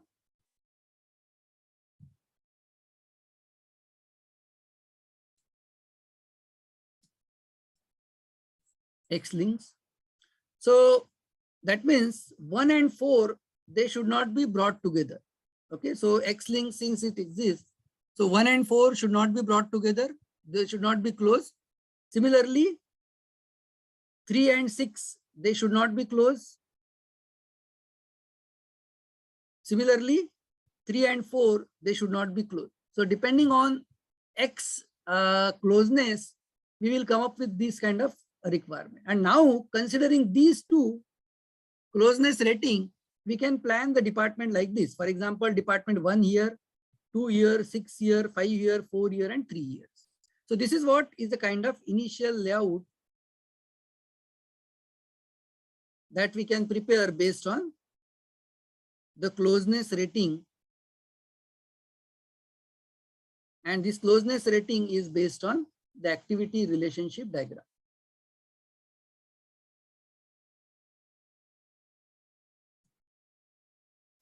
So when you are looking at designing the layout based on the closeness rating, you have to prepare the activity relationship diagram like this, and based on that you can plan for the initial layout. Of course, the requirement in terms of the floor space and all that you have to establish later on, but then based on this such kind of initial planning that you can prepare based on which department they have what kind of closeness rating, so that you can plan based on that. So the first priority will be to the activities which are absolute necessary. Then the second priority will be very important activity. They will try to bring it close. Then important, then ordinary. So if there exists an ordinary or unimportant, you can keep those departments or those activities little bit away. And those which are having undesirable effect, in that situation, you may separate those, so that in many situations, you will keep those departments in a separate locations even. So maybe in a situation where it's a manufacturing industry, where there is a metrology lab which requires a very, very controlled environment in terms of the dust is involved, in terms of the vibrations are involved. So you may have a separate department or separate building even. And if you have a forging kind of a shop, so that forging shop you will try to locate quite away from that particular area. So depending on the requirement in terms of the process, you may establish the closeness rating. You can prepare the activity relationship diagram, and based on that you can have some kind of an initial planning in terms of the layout planning. There are other techniques which are based on the quantitative method, which will involve minimizing some kind of performance measure in terms of the material handling distance, or maybe in terms of the material handling cost as well. Okay. Sir, any guidelines for closeness in the previous slide, sir? Yes, I'll come to that. Because you made a 2x3 matrix. Okay.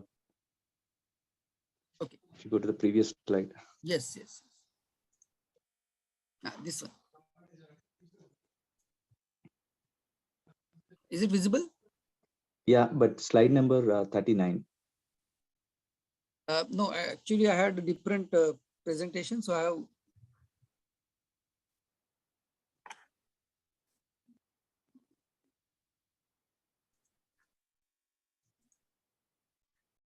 Is it visible? Yeah. First thing is out of 6, how this A, E, U, I, X or O, U, how we can define it? Because, for example, my process starts from the raw material to the manufacturing product. So we need to follow the critical dependencies and mandatory dependencies. So how I need to define A, E, U categories, sir? You may have certain criteria. It may be based on the flow. For example, if there are more number of trips between these two departments. Okay. So in that case, you can have an A kind of a rating based on that. So you will have certain criteria, and based on that criteria, then you may decide the relative closeness. So before doing the layout, I need to make the criteria for selection. Yes. You should have some criteria, because based on that only, you will decide that these two are absolutely important. For example, in case of a situation like the metrology lab and the forging shop, okay, the controlled environment is one of the factors. That means you don't want any kind of a vibration, you don't want any kind of a dust particle, because in case of metrology lab, a lot of calibration issues are concerned. So you want a very controlled environment. So you should have a kind of criteria. Based on that, you may decide. For example, let's say if flow number of trips is the criteria. Okay. So you have a different number of trips in terms of the material movement across the different departments. So then that you may become that you can create it as a criteria. So let's say you have maximum trips, let's say 100. So maybe you can use those movements wherein you have 100 movement or 100 trips of the material in a particular day. You may categorize those as absolutely necessary. And maybe where you have 40 or 50 trips only, those may get categorized in terms of I or E category. That means important or very important. But so you sir, should one have a point, criteria, and based on that, you may give some kind of a closeness rating related to the particular departments. so for flow diagram for one criteria, right? This is, or multiple also we can apply. You can here. have multiple criteria depending on what are the two departments. No, Okay, sir. for example, if it is a store and the shop, production floor or the production department, it may be in terms of the we can say the number of trips. But if it is a different department, then in that case you may have a different criteria. So depending on the utilization of those particular two departments are concerned, okay, you should have some criteria, and based on that criteria, you will then categorize those. Yes, sir. That's what means. I have a 6 to 7 components are there, but Yes, I'm yes, picking yes. only one criteria for differentiating between among them, right? Yes, yes, yes. Yeah. So this is for the flow diagram for only one criteria, such that A, U, I, O, U's can be defined. I cannot apply multiple criteria for this. You can apply depending on what are the two departments. For example, in office. So let's say in this one of the department is an office. Okay. Isn't it? Or yes, sir. Any other section even, or even in on a typical shop floor, you have to plan for the washrooms or the restrooms also. Isn't it? So in that case, the criteria will be different. So you should have a particular criteria, and based on that, then you try to decide what kind of closeness rating that exists. Okay. Okay. And in the table, sir, 2, 6, 5, 4 is to be close enough, and 1, 3 and 4, 6 to be apart actually, maybe. So we can also swap this and we can do it instead of. But then as far as this layout is concerned, if or this closeness rating is concerned, you can see that these department, that is 1, 4, is having an X-link. That means it is undesirable. These two sections, department, that is 1 and 4, they should not come closer. Correct. Similarly, 3 and 6, they should not come closer. So based on this requirement, you can see that this is one of the alternative. You may have different alternatives. Different alternatives also. But in that case, you have to look at these closeness. Any formula, something, sir? How many alternate I can get from 2 by 2? No. See, the number of alternatives will be different depending on how many departments. For example, mathematically, if you say there always exists n factorial combinations that will be possible. Correct. Isn't it? So there cannot be any fixed formula. And when it gets to a layout per design problem, the layout design problem is a kind of it's a combination optimization problem. Okay. So in that case, it gets into a situation like those we call it as an NP hard problem, wherein it's not possible to formulate mathematically. Okay, so we have to do it by trial and error only. Okay. So manually, each trial we need to see and results. Yeah. Yes. So whatever techniques that I have mentioned in the earlier side, if you could have looked at, one such technique we are going to discuss, that we call it as a craft technique.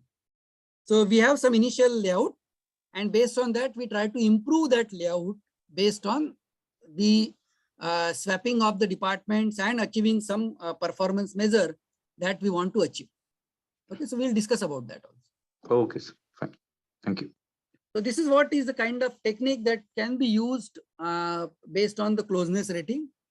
There is one approach that we call it as a systematic layout planning.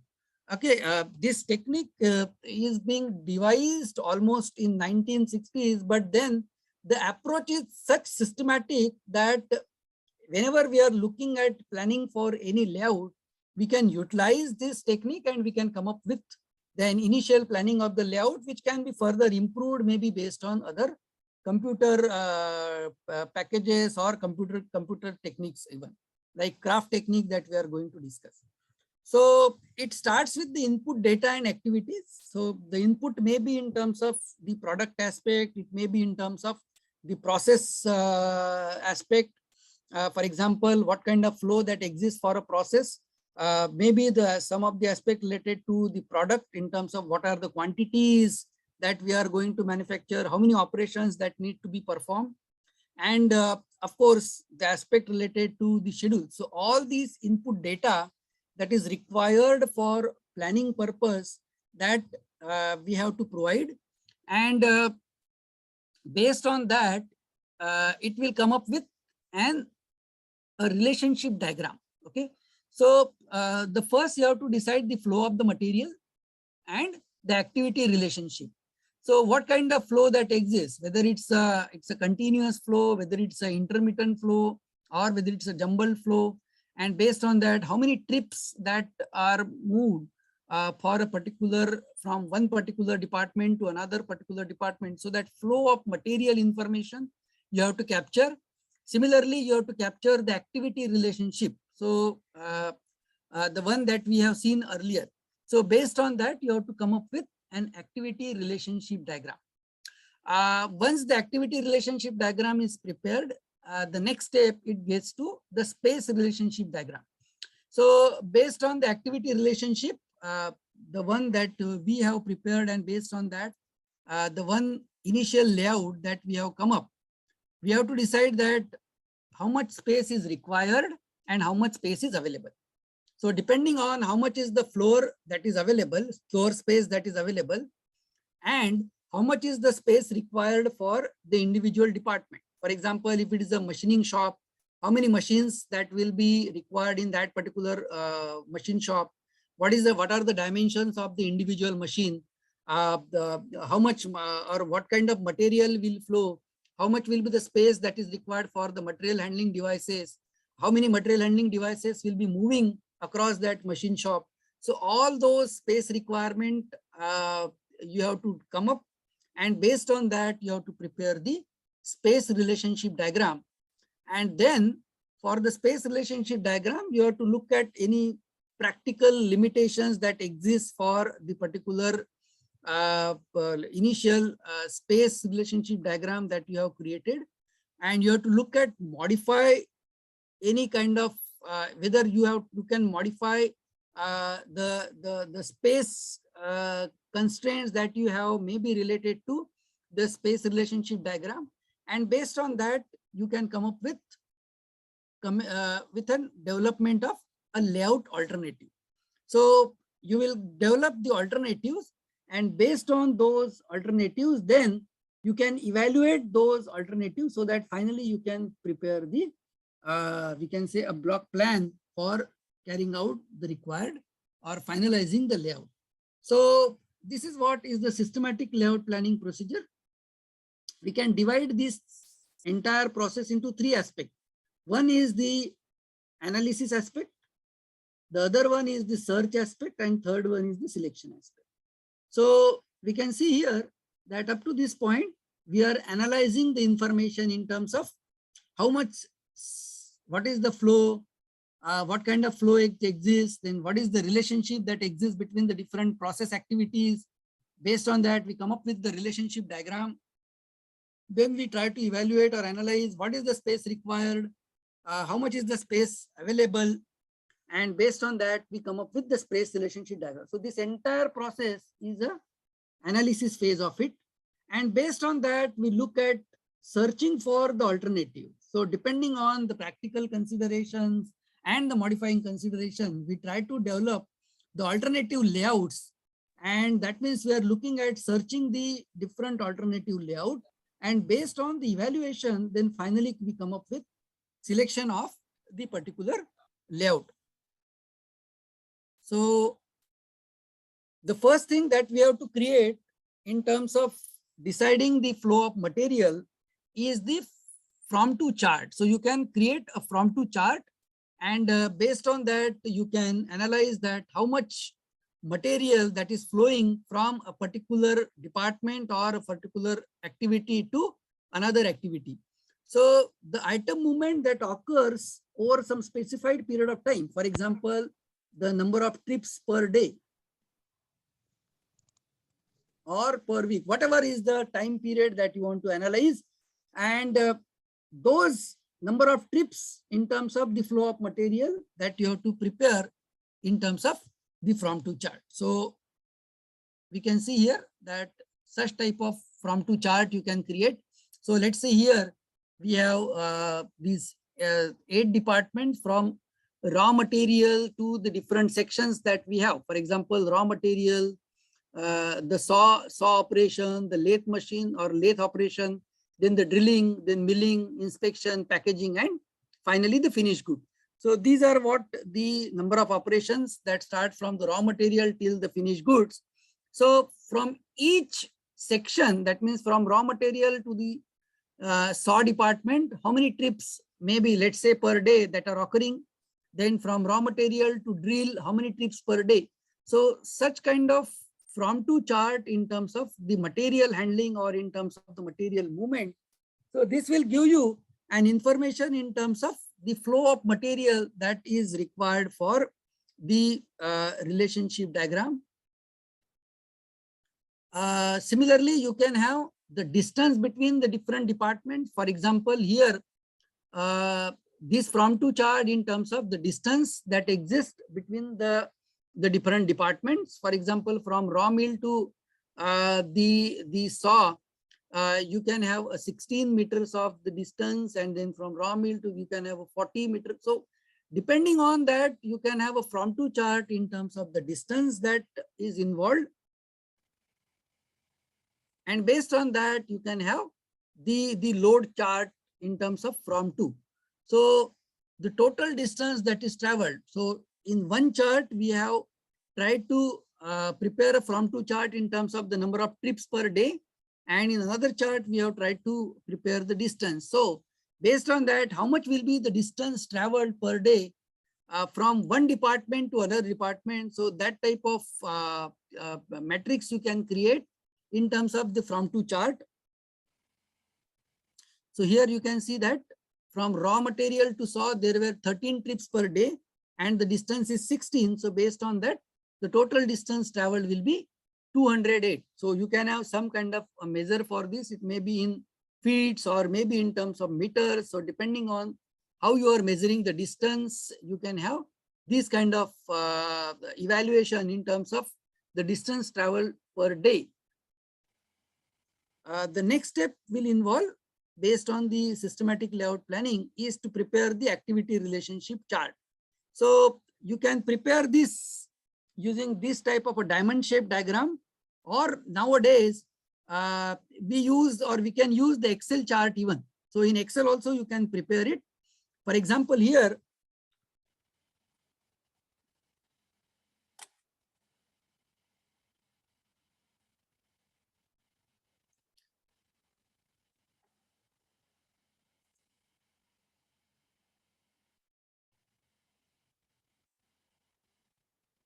I will share the Excel sheet now.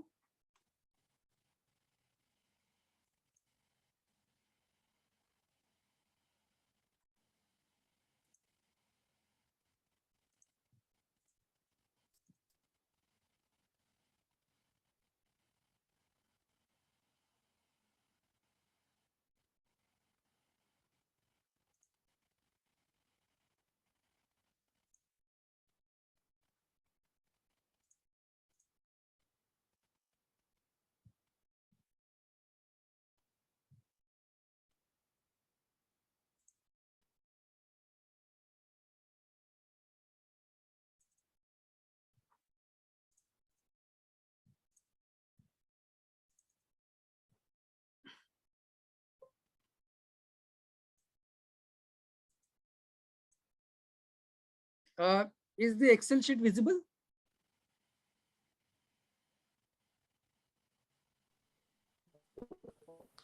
No, sir. Not yet. Not yet.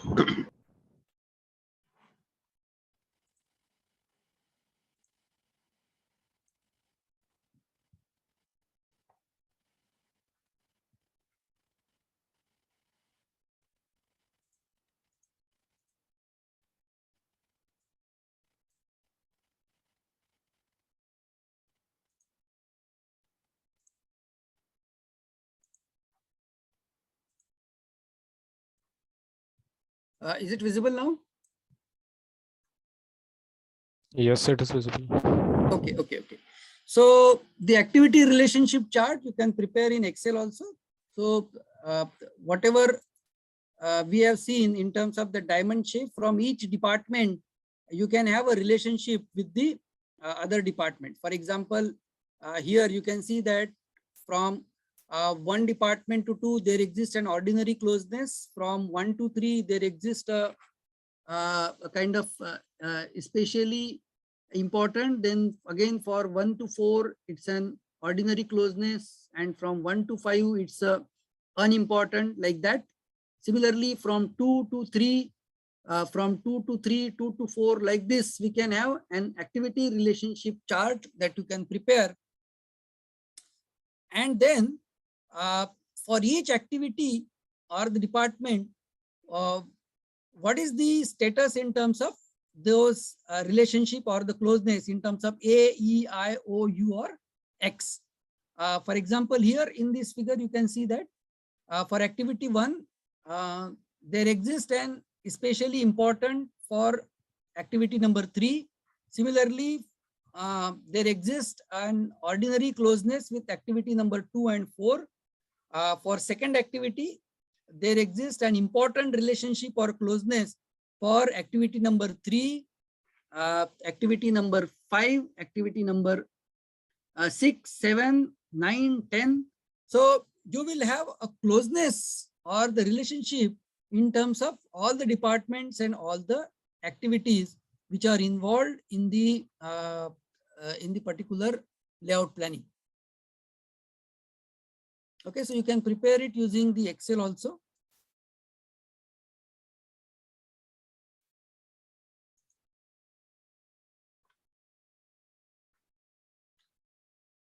Okay, so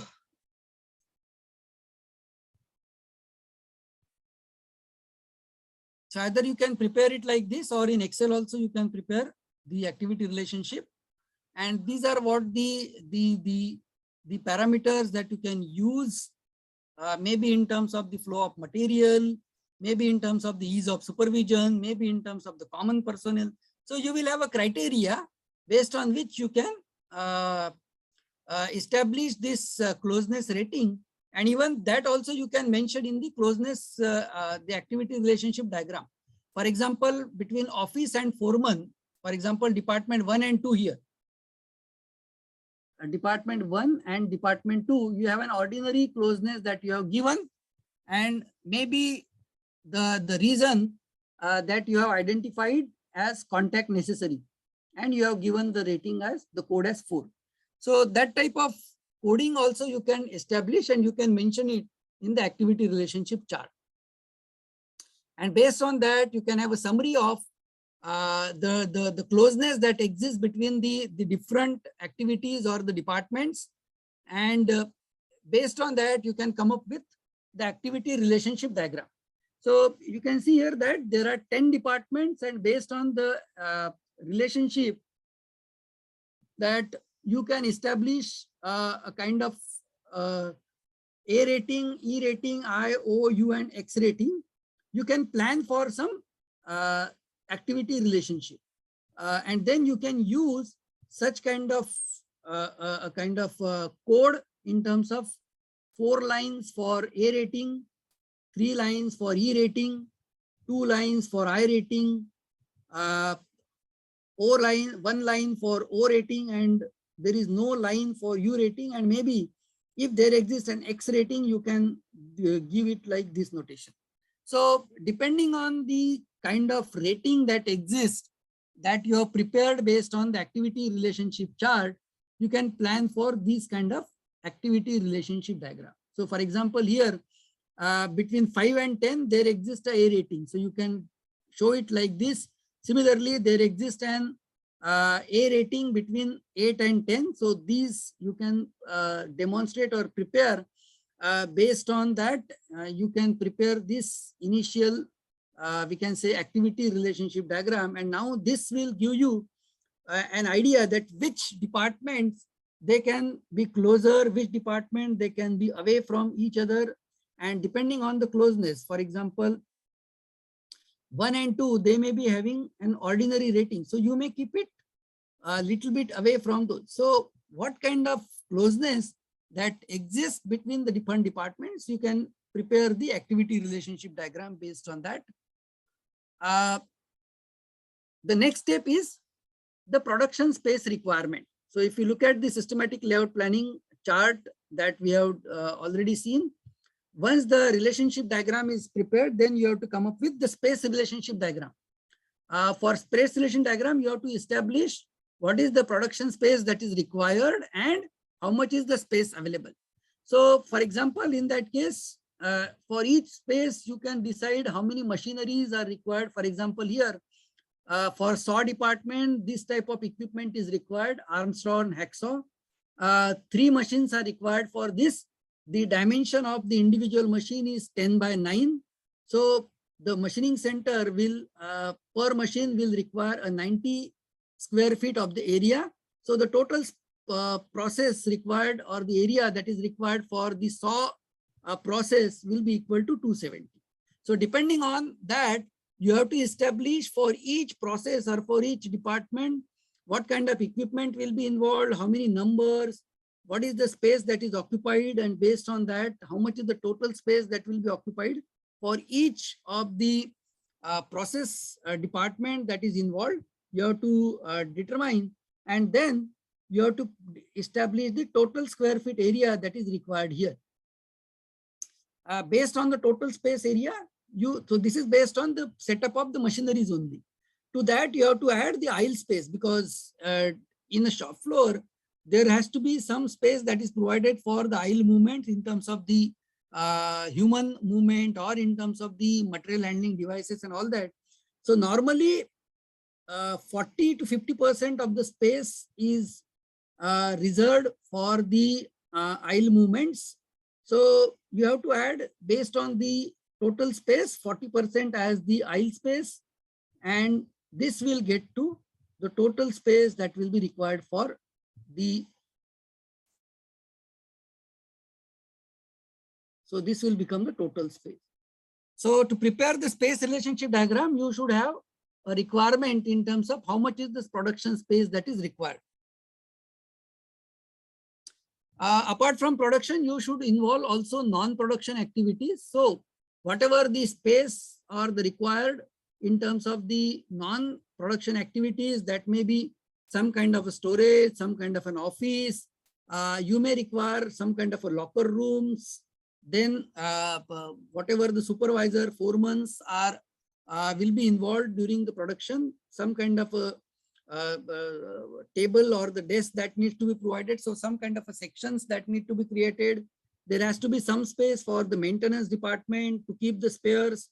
You should have some kind of a tool rib, then receiving, shipping. So all those non-production activities you have to identify. And then whatever is the space requirement for each of these non-production activities that you can come up, and the total space will then become the requirement in terms of the production space and the requirement in terms of the non-production. And based on that, you will come up with the next diagram that we call it as the space relationship diagram. And of course, you have to look at the activity relationship, because if you look at the systematic layout procedure, you start with the activity relationship and then you come up with the space relationship diagram. So this is what is the space relationship diagram. But now here you can see, if you compare it with the activity relationship diagram, wherein we have not considered the space and only we have placed the blocks in terms of the closeness rating. So which block or which department has to be adjacent, which has to be little bit away, which should not be brought together. So that decision is based on the closeness rating. But after that, you have estimated the production space, the non-production space. Now for each department, you have a space, and based on that, a diagram that you create, that we call it as a space relationship diagram. And of course, this is based on the closeness rating. So that will take into account the closeness rating, which is involved in the different departments. And based on the space relationship diagram, you can prepare the block plan, that is the block layout. So This is what is the entire floor space. For example, here it is 80 by 65. So 80 by 65 floor space that you are having, and that based on the space relationship diagram, you have prepared the initial layout. That means department 5 will be here, department 8 will be here, 7 will be located here. And based on that, you have prepared this block plan for the requirement based on the systematic layout planning procedure.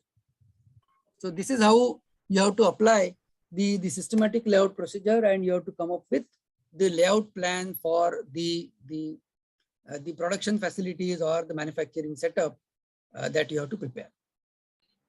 Sir, one Is doubt. it clear? Yeah. Sir, actually, how are we relating the space requirement along with the closeness? So initially you have looked at the activity relationship only. So here you can see that based on the activity relationship, you have just placed the blocks that which department will be adjacent. So the locations of the department is based on the closeness. Okay. For example, if any department which is not having, which is having an ordinary rating, or they are having a U rating, so those departments, they should not be placed adjacent. So what will be the criteria? So the criteria here is the closeness rating. So here you have not considered the space. You have not considered the space requirement. Yes. Yeah. So if you look at the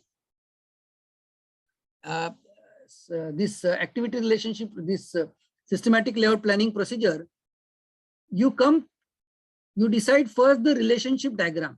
Okay. To that, then you add the space requirement and space available, and then you come up with the space relationship diagram.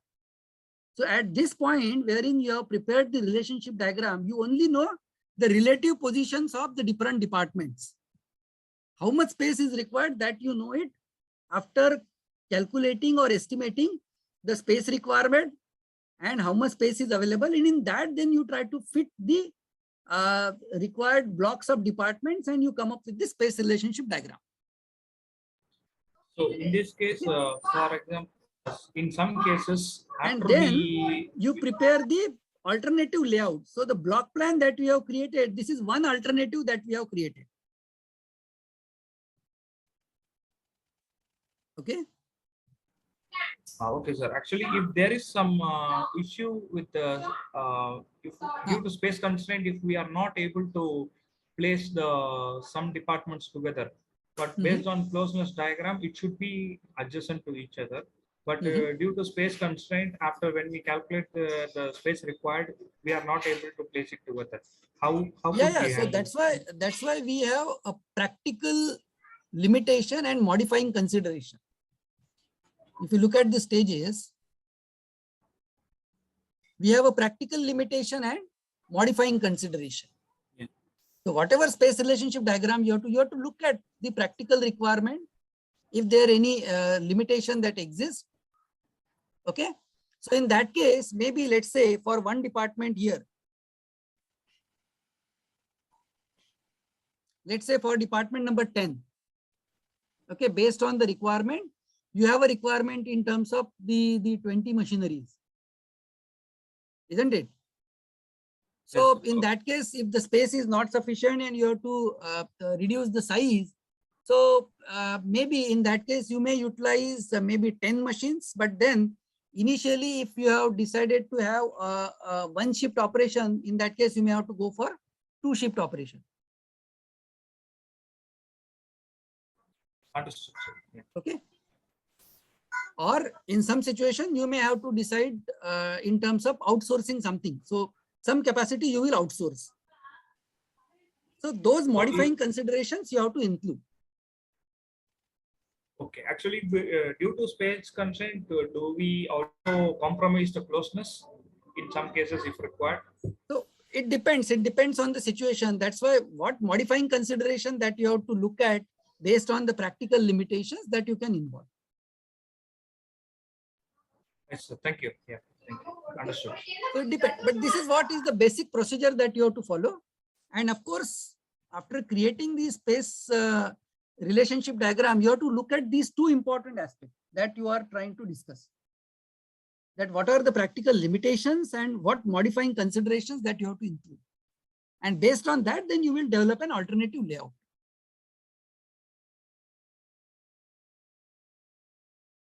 Is it clear?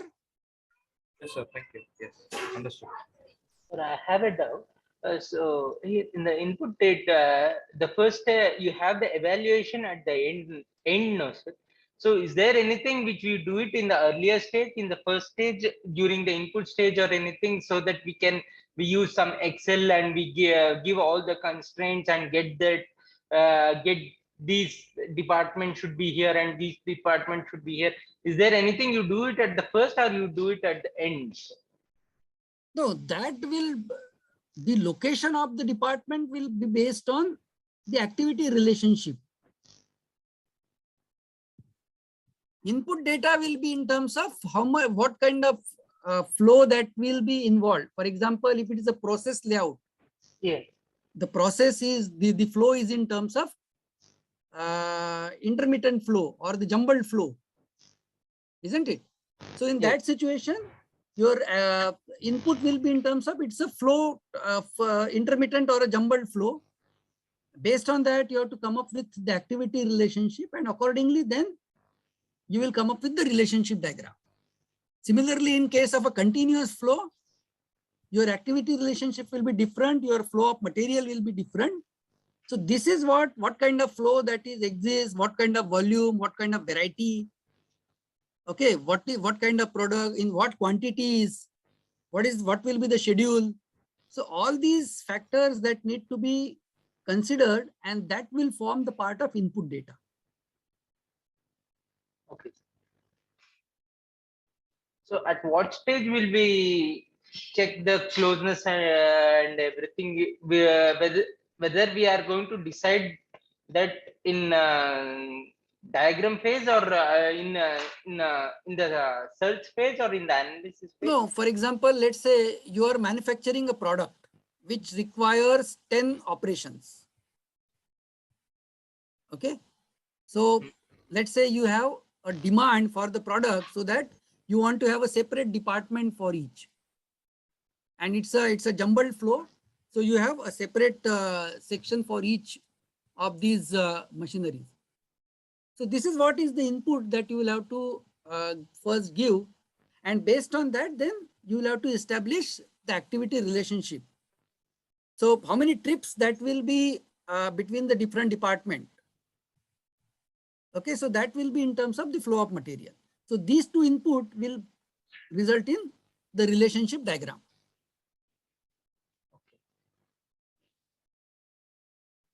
Okay. Okay, sir. Then we'll come to space and yes. So yes, that's why we started our discussion with the process selection. Okay. Oh.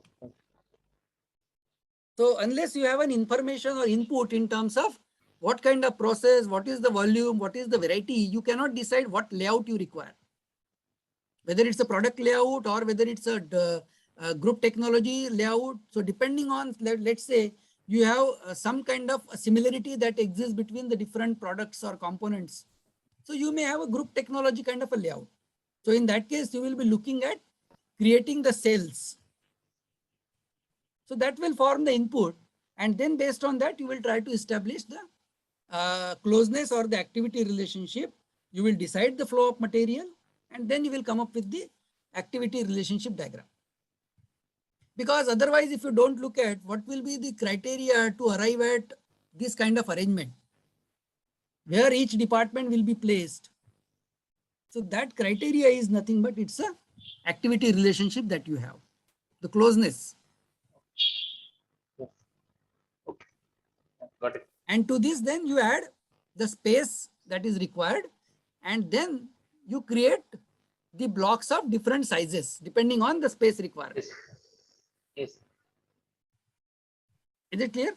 Yes, sir. And then you apply the practical limitation consideration. Maybe based on that, then you have to take a decision in terms of maybe increasing space, or if it is not possible, your operation strategy maybe in terms of going for one shift production, two shift production, or maybe an outsourcing decision, whatever.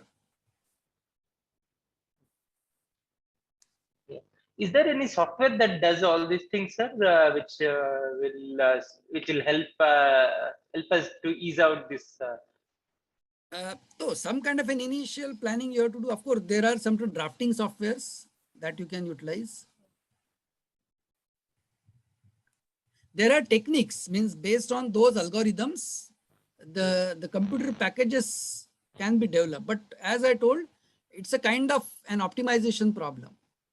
Yes. Of course, there may exist few softwares even. Yes. Okay. Okay, so this was about the process layout.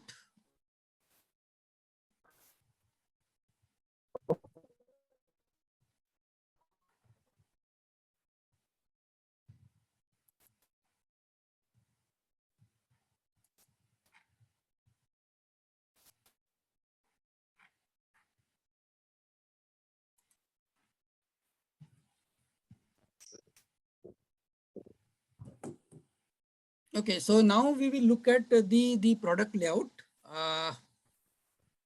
So product layout is basically suitable for the mass production. Okay, so wherein we try to carry out the production in terms of the assembly line. So the product layout design will involve a kind of line balancing, because when you are looking at manufacturing the product in certain fixed sequence, that means at each particular station, there will be some processing that will be for the product, and based on that,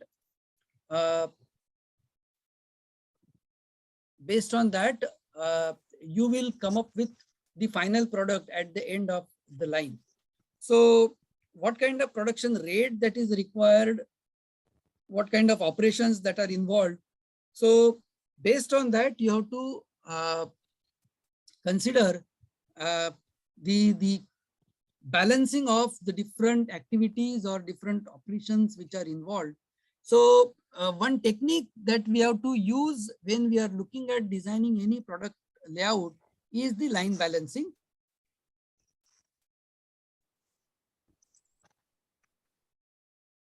Okay, so when you are looking at any line balancing, that means a method by which you are looking at the tasks which are optimally combined, because there are a number of operations that need to be performed on the particular product, and those operations that needs to be done on several workstations.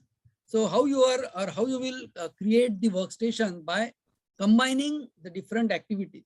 For example, if you look at any mass production product or high volume product like a car, so there are so many components that goes into the car, and the car manufacturing or the assembly of the car, if you consider, the assembly is done at several workstations. So at each workstation, which operations that needs to be combined so that the car can be manufactured at a required production rate. So the main or the important decision variable in case of a line balancing are the production rates, what is the cycle time, and how many number of workstations that you will create.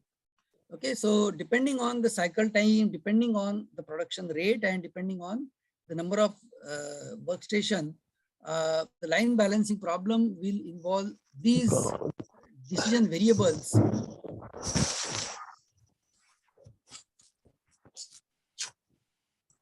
Okay, so if we look at the line balancing problem, if the line is not balanced, so you can see here that, for example, these 4 workstations are here. The first workstation, it takes 5 minutes. The second, it takes 25 minutes. The third, it will take 15 minutes, and 4. So this is not a balanced line, wherein, which is the bottleneck workstation here? The bottleneck workstation is workstation number 2. So that will take the most of the time. So if we are looking at balancing the work, that means what you will have to do? You will have to transfer some work maybe to this workstation, maybe to this workstation and maybe to this workstation, so that you can have a situation wherein you can achieve a single piece flow. So you can see here that because of the line is not balanced, there are so many issues that will get aside. You will see that a lot of work in process inventory will happen at the bottleneck station, and the upstream workstations, they will not be having any work. So if you look at this kind of an unbalanced line problem, it will result in number of wastages that are associated. And as far as the lean manufacturing is concerned, anything which is not adding any value is considered to be a waste. And these are some of the wastages. That means 7 wastes that you have identified. So you can see here that here there will be an overproduction, here there will be a waiting, and there will be a lot of inventory, maybe a lot of transportation. So many of these wastages will occur. So to avoid these situations, you should balance the line. Okay. So what you can see that in case of an unbalanced line, only one person or one workstation will be too much of busy and too much of doing the work, whereas the other workstations, they are not having work and they will enjoy. As you can see here that they are reading the newspaper and only one person is doing the job. So when you are looking at line balancing problem, the line balancing should result in a kind of a situation where you should have a single piece flow. That means each workstation, the number of activities that are performed at each workstation should be so streamlined that all the workstation, they should complete the task at the same time. That means when this workstation or this person has finished the task, this person has also finished the task, so that the job will move from this person to this person. So there is only one product that will flow from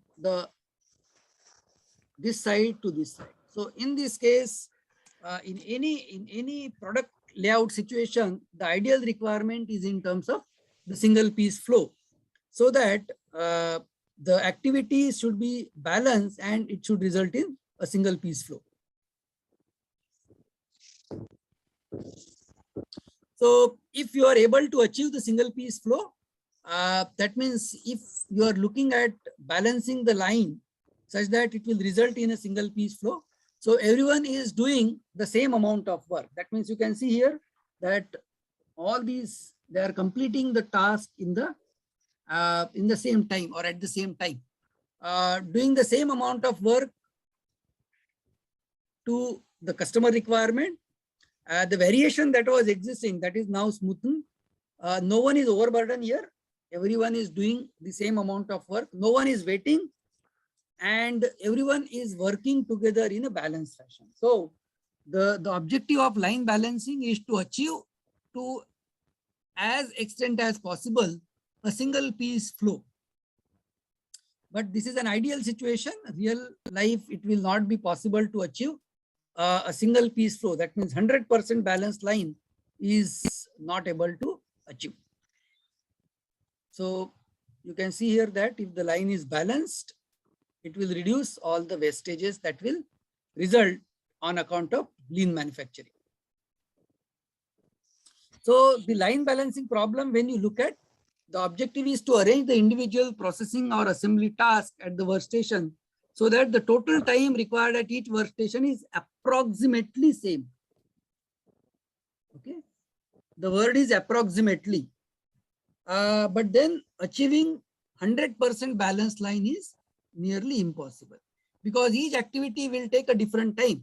So grouping of those activities that will complete in a unique value of the time is not possible, because you cannot have a combination of the different values that will result in same time at all the workstation.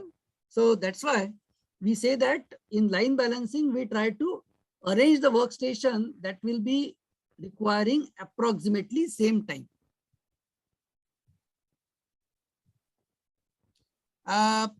The point that we have to consider when we are planning for a product layout, that means we are looking at balancing the line, that the sequence of the task is restricted, that we call it as a precedence constraint.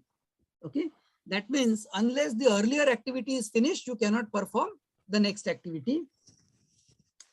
For example, if you want to place a nut and bolt in a plate, so the precedence is that the hole has to be drilled in that. So drilling a hole forms the precedence for putting the nut and bolt and tightening it. So that kind of precedence you have to consider. Secondly, there is a production rate needed. So the product layout or the line should result in certain production rate.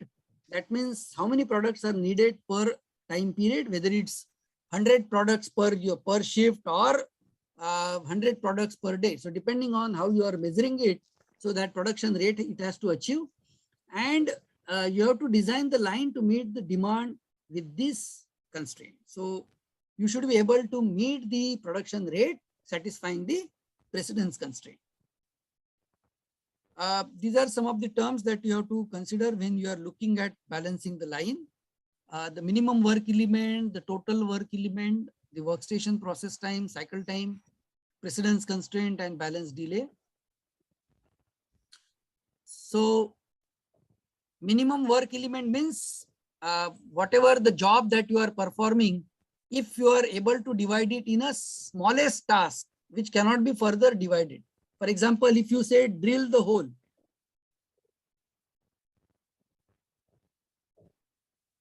put the bolt, put the nut. So this is nothing but what? It's the smallest element. You cannot further divide it. Like drill the hole, you cannot further divide it. Put the bolt, you cannot further divide. So these elemental times that we will require. So when we are looking at grouping the activities, what are the elements which are involved in that particular activity? We have to list all those elements, and for each we have to come up with the time that we called it as an elemental time.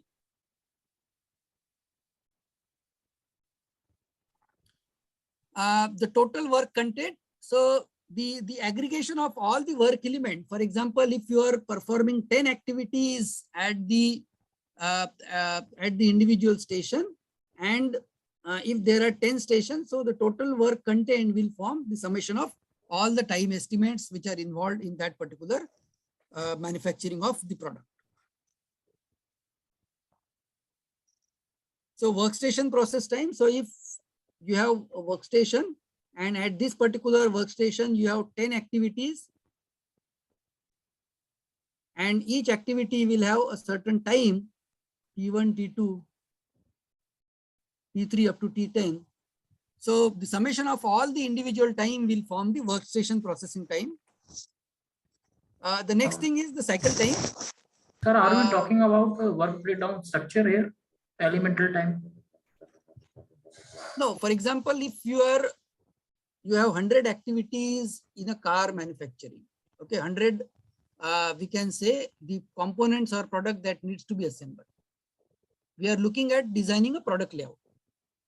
So in product layout, you have a number of stations that will be located, and each workstation you will have certain processing tasks to be defined or to be performed. Okay, for example, in a car, few components will be at station 1, few components will be assembled at station 2, few components will be assembled at station 3. So at each workstation, what components you will group, and the assembly of each component will require certain processing step. Okay, so the elemental time will involve the time required at each, because the aggregation of all those time will become the processing time for this station. Okay, so for example, the processing time of this station will be based on the number of activities which are performed at this station. The processing station of this workstation will be based on number of activities are performed at this station. The processing station of this, and the time that is required at each station will decide the production rate. For example, if one workstation is taking more time, the production rate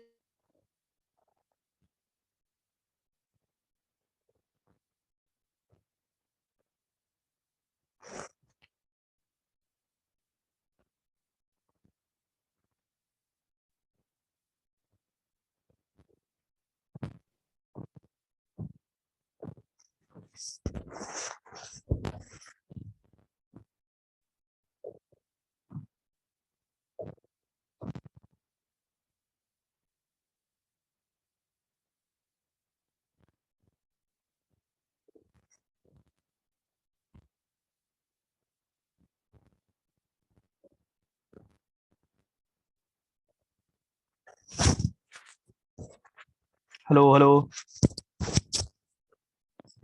hello. Yes, Bharat. Session is disconnected. Wait. Session is would have disconnected because of time. I am. This should connect. Usually, so many times we'll have it till 1:40 and on. It is automatically disconnected. No, some other issue is there.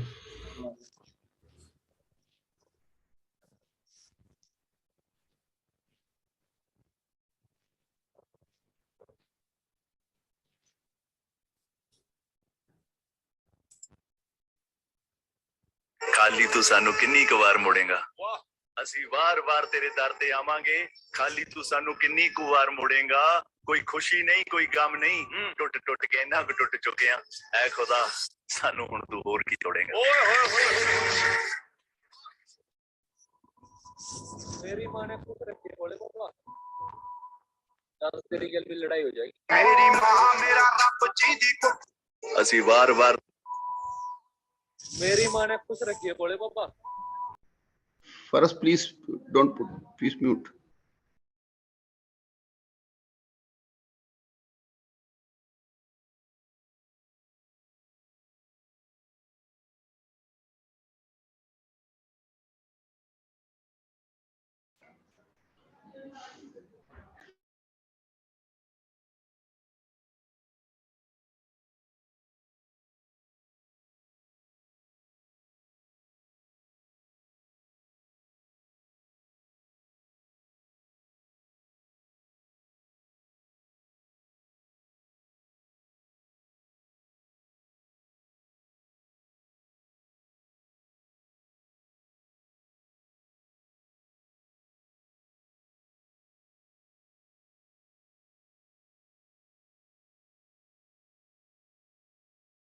And suddenly This meeting is the system got shut down, and but this problem was from the Windows. Okay, the Windows, it automatically went into a restart mode, and then we have to start this setup again. Okay.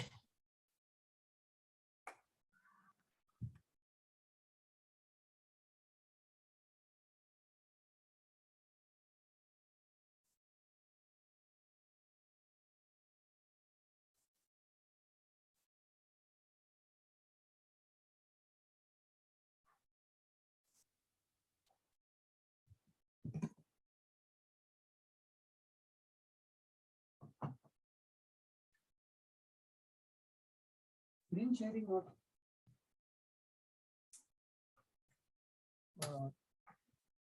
Participant not sharing.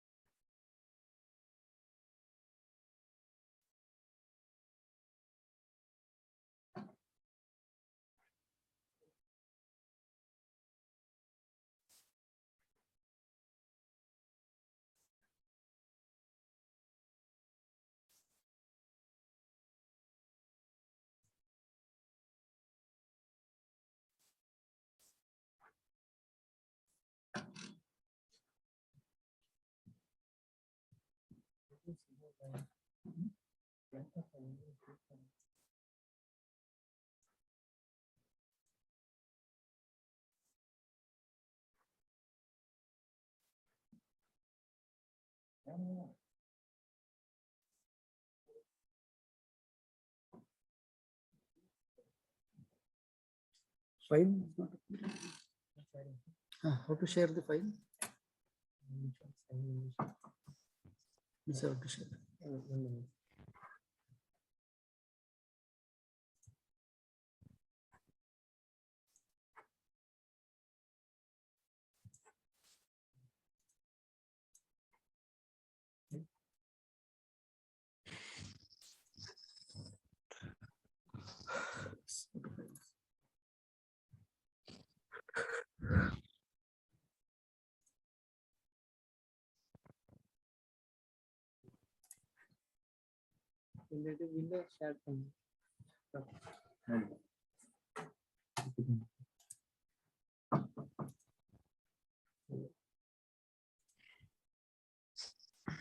Which one? This one. Okay.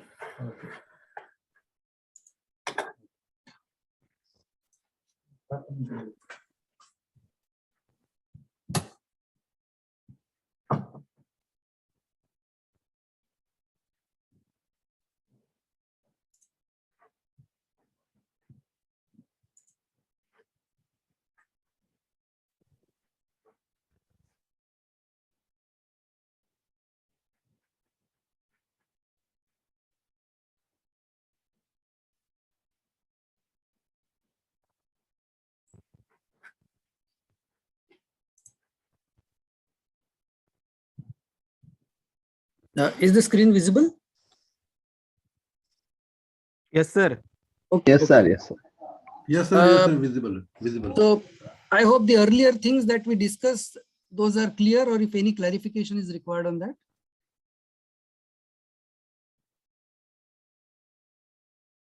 That's okay, sir. Please continue. Okay, okay. So the next important aspect of the line balancing problem is the cycle time. So cycle time is nothing but it's the time between parts that are coming off the line. That means, let's say if you have a production time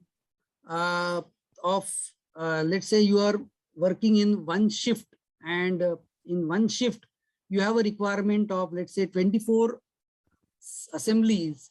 So the cycle time will be the production time divided by the demand. So in that case, 8 into 60 we have converted into minutes. So the cycle time in that case will be the 20 minutes in that case. So in this way, we calculate the time. So cycle time is nothing but it's the time in which the parts are coming off the line.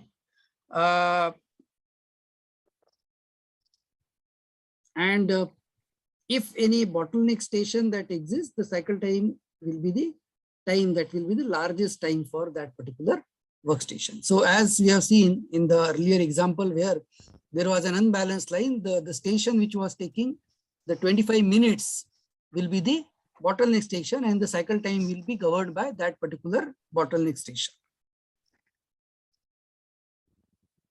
A precedence constraint we have already discussed. That means it's the precedence. That means when the activities are performed, unless the earlier activity is completed, you cannot perform the next workstation. So when you are looking at a product layout, you have to look at what is the precedence constraint. For example, if you want to mount the engine, the precedence is that the chassis has to be mounted first. So the precedence for engine mounting is the chassis mounting. Because unless the chassis is mounted, you cannot mount the engine and the other components on that particular product. So this is what is the precedence constraint that you have to look at for each activity which you want to group it in the particular workstation. The performance of the particular balancing problem is measured in terms of this balance delay. So N here represent the number of workstation. TC here it depends the cycle time, and TWC here it represents the total work content. So based on this, we measure the efficiency of or the effectiveness of the particular balancing that we have done. That means how many, in what way we have grouped the activities and formed the workstation. Because based on grouping of the activities, you will come up with the number of workstation. So how many workstation has resulted in the particular line balancing, that will decide the balancing efficiency. But in this case, it's a kind of inefficiency because as far as the line balancing problem is concerned, we are looking at single piece flow.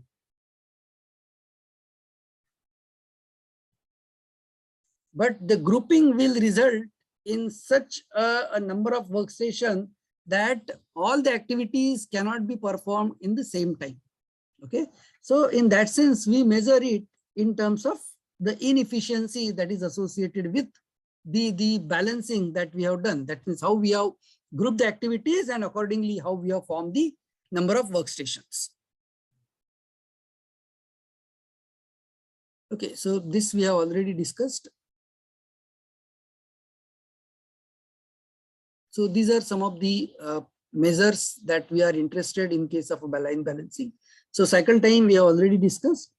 Minimum number of workstations. That is the sum of all the task time divided by the cycle time, and the average resource utilization will be given by sum of all task times divided by the number of workstations into the cycle time.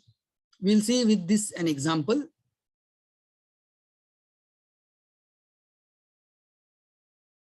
Okay, for example, here a factory which is working in 2 shifts of 8 hours and it produces 24,000 electric bulbs using a set of workstation. So with this information, how we can compute the cycle time? Okay, so since it's a 2-shift operation, we have total 57,600 seconds available and the actual demand is 24,000. So this divided by the product demand will give you. So what is the cycle time for this example? It's 2.4 seconds.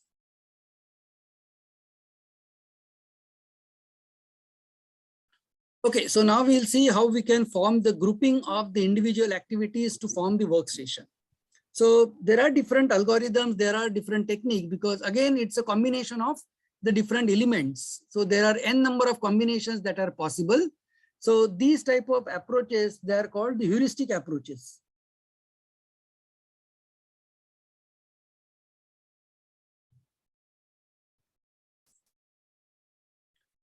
Okay, so this rule is based on the largest candidate rule. That means we have to assign the activities to the workstation based on. There is one question, sir.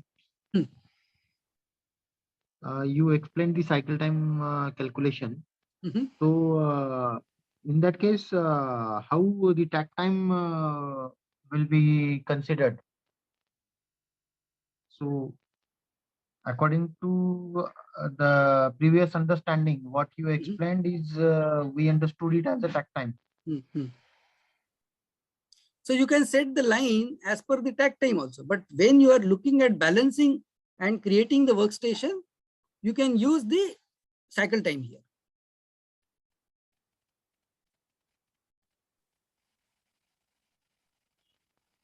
Okay. Okay. So such kind of approaches, they are a kind of heuristic approaches because combination of the different activities which are involved and coming up with a group of activities that may result in a single piece flow. So it's a kind of a combination of the different combination of the different elements. So it's a grouping problem. And for grouping problem, mathematical solutions are not available. So in that case, we use a kind of approach that we call it as a heuristic approach. So this approach is based on allocating the activities according to the elemental time. So let's take this example wherein there are 12 activities. So these are the activities of one assembly of a small electric appliance. And these are the individual elemental times for the activities. And based on that, we have certain precedence related to each activity. For example, the 1 and 2 activities, they are independent activities. Activity number 3 is based on or dependent on activity number 1. Activity number 4 is dependent on activity number 1 and 2. Likewise, we will have a dependency in terms of which activity should be performed first so that the next activity can be performed. Okay, so based on this precedence, because when we are looking at line balancing problem, we have to look at the precedence criteria and the production rate criteria. So the production rate will be decided based on the cycle time consideration, and precedence constraint will be based on the precedence criteria. So we have to look at both these. So based on this, we have to create the precedence diagram. Okay. For example, I hope how we can create this precedence diagram is just, I will show it to you here. So for example, here activity 1 and activity 2, they are independent activities. Activity 3 is based on activity number 1. Activity 4 is based on activity number 1 and 2. Then activity 5 is based on activity number 3. Activity 6 is based on activity number 3. Activity 7 is based on activity number 3. Activity 8 is based on activity number 3 and 4. Activity 9 is based on 6, 7, 8. 10 is based on 5 and 8. 11 is based on 9 and 10. And 12 is based on activity 11. So in this way, we have to create the precedence diagram.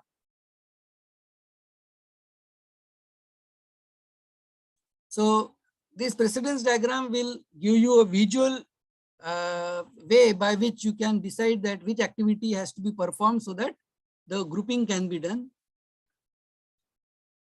So this is what is the precedence diagram with the individual time elements that you have to give.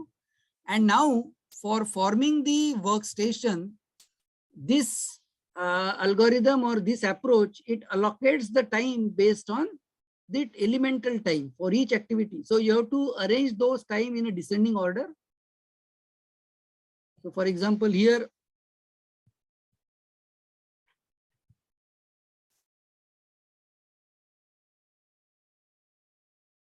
the time values are arranged in a descending order, and then we have to form the number of workstations. So how many minimum number of workstations are possible?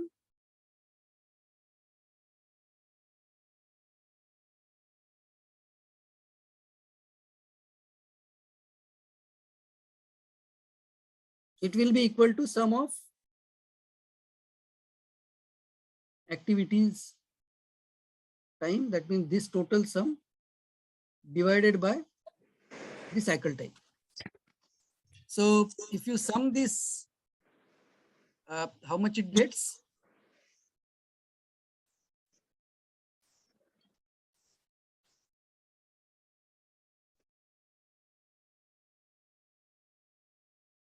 Okay, so in this case, let's assume that we have a cycle time of 1 minute.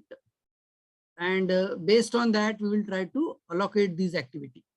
So as per this rule or as per this technique, what you have to do, you have to start with the activity which is having the highest elemental time. In this case, it is activity number 3. But when you are looking at the allocation of activity to the station, you have to satisfy the two constraints. One is related with the cycle time, and the second is related with the precedence.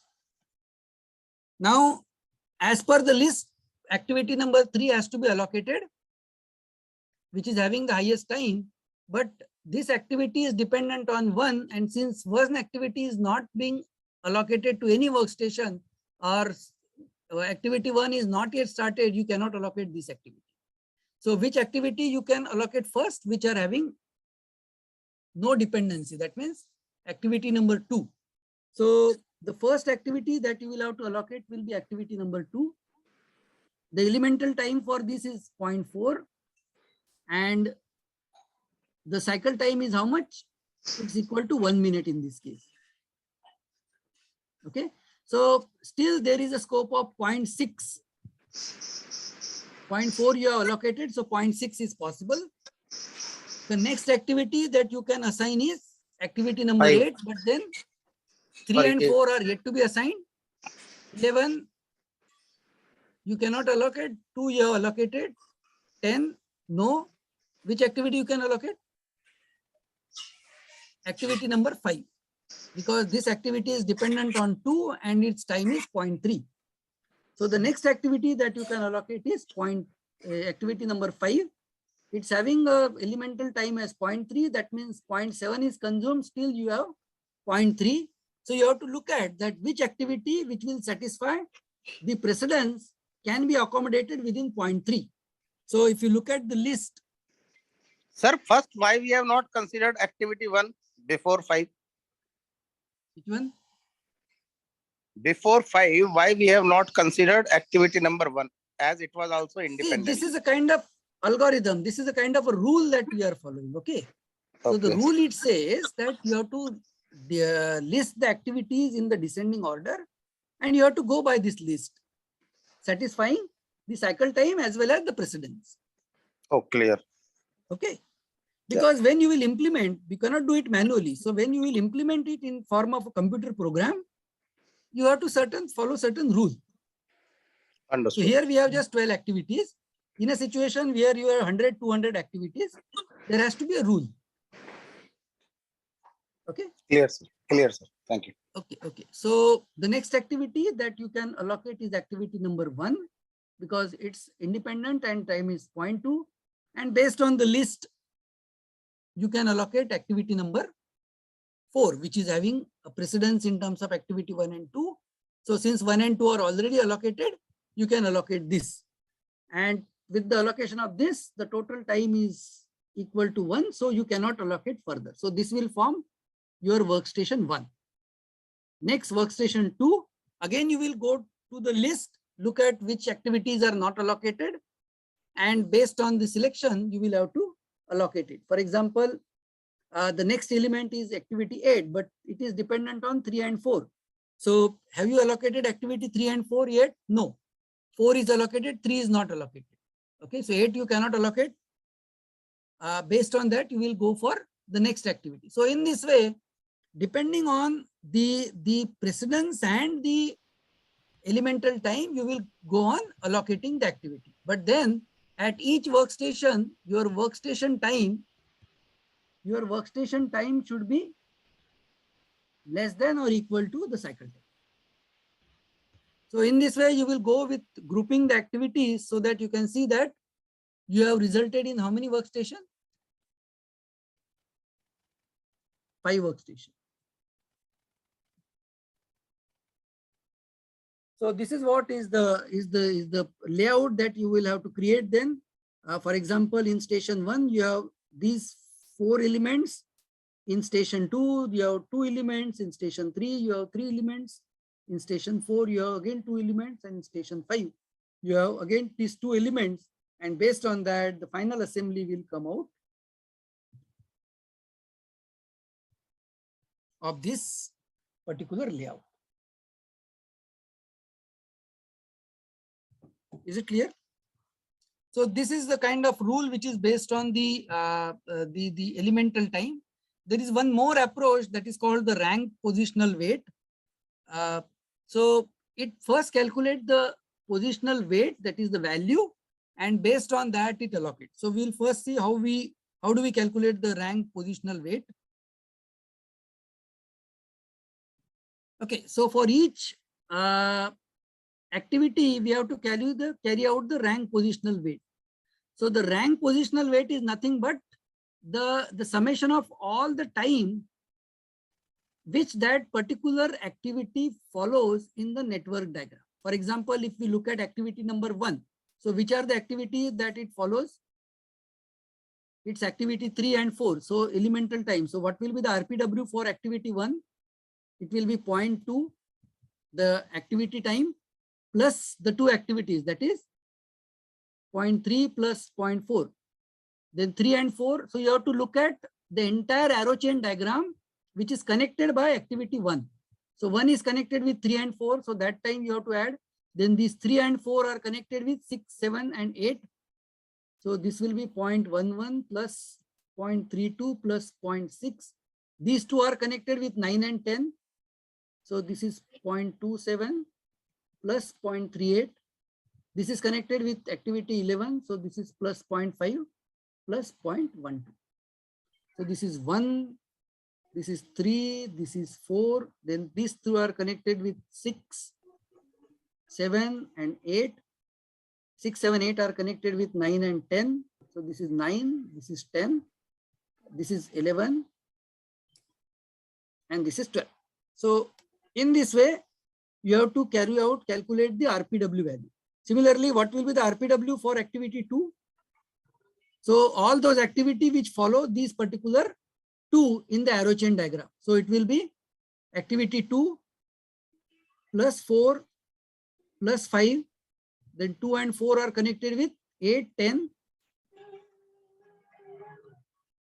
plus 9 plus 11 plus 12. What will be the RPW for activity 8? It will be 8. Then which activity it follows? On 8, 9 and 10 are dependent. 9, 10, 11, 12.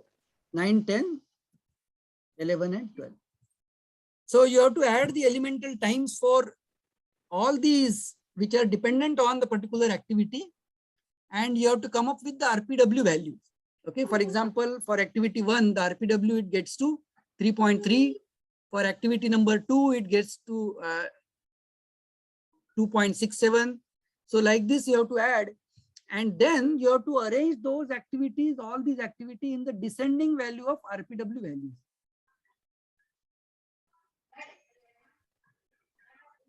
Based on the RPW criteria.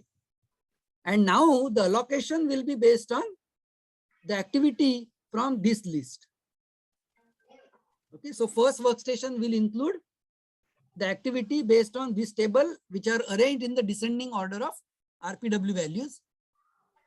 So which activity will form the first workstation here? So first will be activity 1. So if you are looking at workstation 1, so activity 1 you will include, then 2. Can we include 3? Yes. Point 2 is done. Cycle time is how much here? 1 minute. So point 2 is consumed. Point 8 we have. So point 7 we can include. That means activity number 3. Point 9 is done. Which activity we can allocate now? Can we allocate 2? No. Precedence is satisfied, but then cycle time will exceed. 4 we can. 4 we cannot. 4 we cannot. 2 is not yet assigned. Okay. It will violate the precedence. Oh. That means only these 2 activities. Okay. 6. Then workstation 2.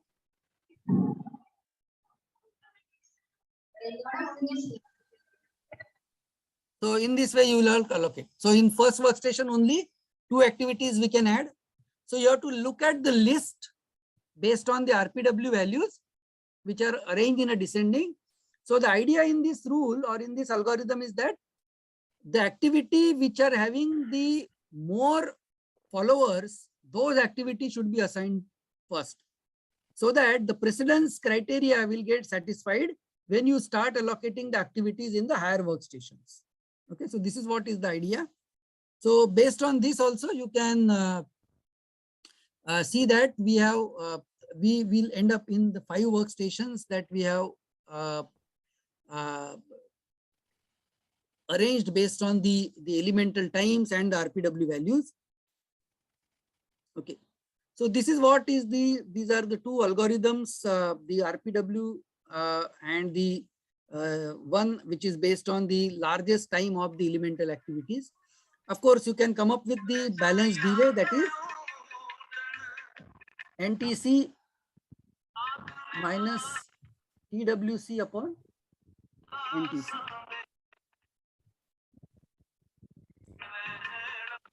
Okay, so you can go through the example which is given in the book. Okay.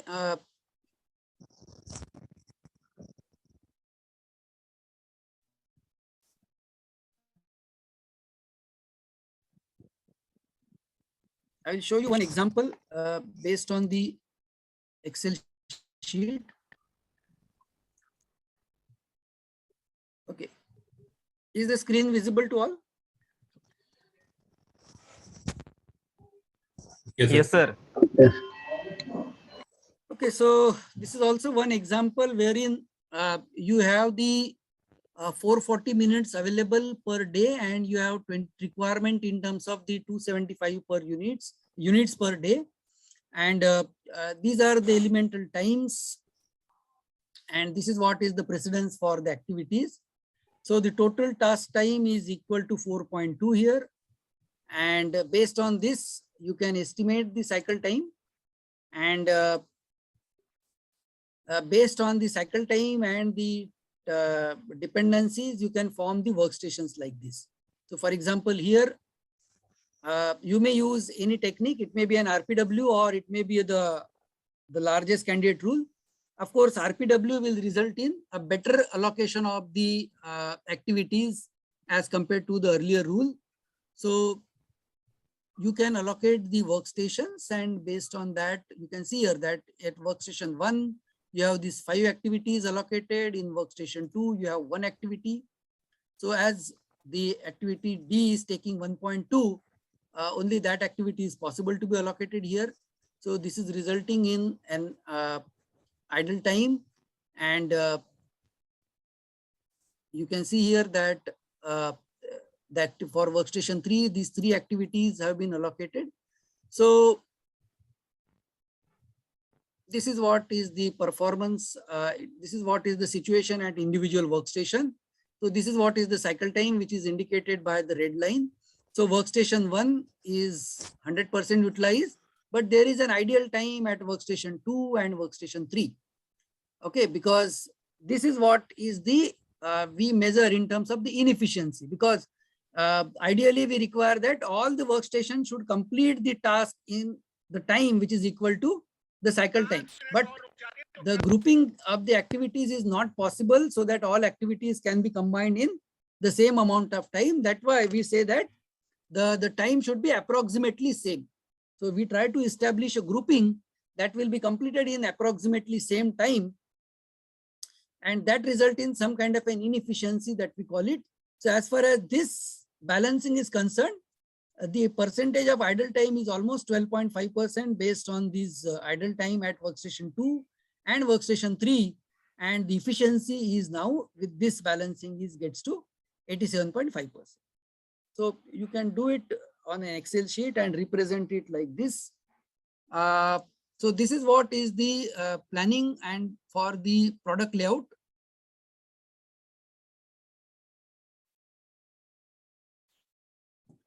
I wanted to discuss about the group technology layout. How do we decide, or how do we establish the grouping? And one more aspect that is related with the layout improvement. So do we have time? Can we continue or what? It's already half an hour over. Yes, yes. I can understand. That's why I have asked you that. Maybe we can continue next session, sir. In next session? Yeah. Okay.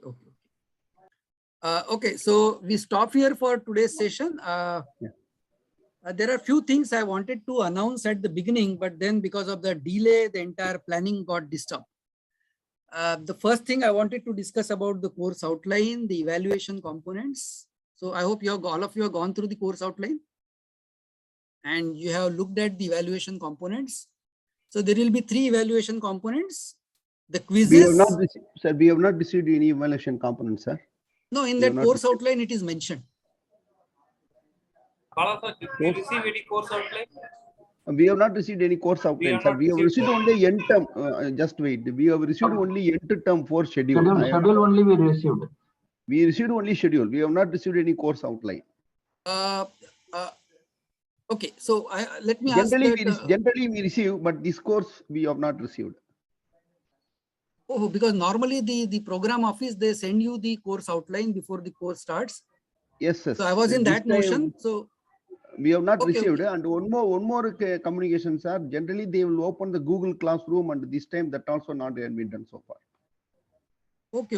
No, Google Classroom that I will create. Okay. So that's not the issue. So that's what I wanted to make all these announcements. So I will create a Google Classroom, and in that all of you will join. I will share the course outline because I was in a notion that course outline is already shared with you. It has not been shared, sir. Okay, okay, I'll share it. Okay. In next 1 hour, I will share it. Okay, sir. Okay. So we will have a 3 evaluation component, the quizzes, the group assignment, and the end of module examination. So maybe in next session or in second or the third session, we'll start with the quizzes. Okay.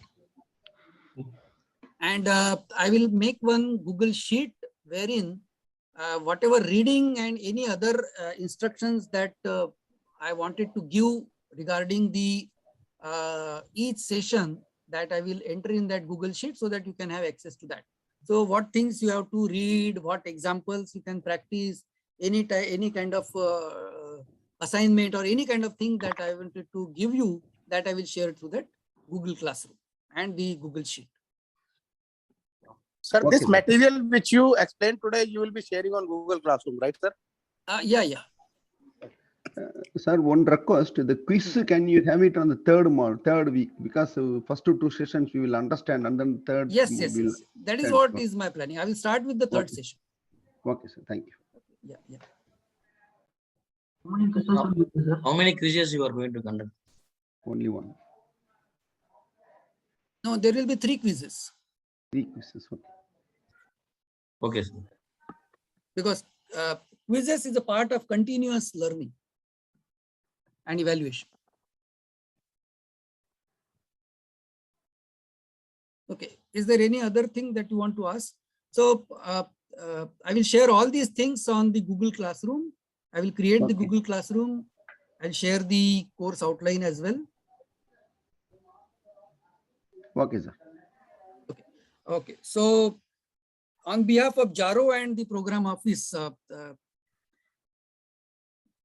I regret that you have not received the course outline, and because of some technical issues today, the session got delayed. So we are extremely sorry for that. And maybe from next time we will try to, I will instruct the JARO to improve on that. Okay, sir. No issue. Okay. Okay, sir. Okay, sir. Thank you. Yes. Thank you. Sir, any textbook reading that we need to be done for the next? Yeah. So I will share in that Google Sheet itself. So I hope all of you have got the textbook. Yes, sir. We received. No, We sir. got, yeah. No, I haven't got, sir. I heard one no answer. Yes, sir. Faraz here. Faraz, you didn't get it? No, sir. Did you check with the program office? The tracking ID shows that it is somewhere in Gurgaon, but has not delivered at my home. Okay. So maybe some kind of a logistic delay has happened. So how many such cases? Okay. You got the case also along with the material? Case? No. Okay. Anyway, so I will ensure with the program office, because it's a normal practice. They deliver everything. We don't, as a faculty, we don't have to look at all these aspects. Okay. So I will check for this course, all these requirements, and maybe by tomorrow you will get all the things. Okay, sir. Okay. Okay then. Yeah. Thank you. Have a good day, sir. Yeah. Thank you. Same to you. Thank you.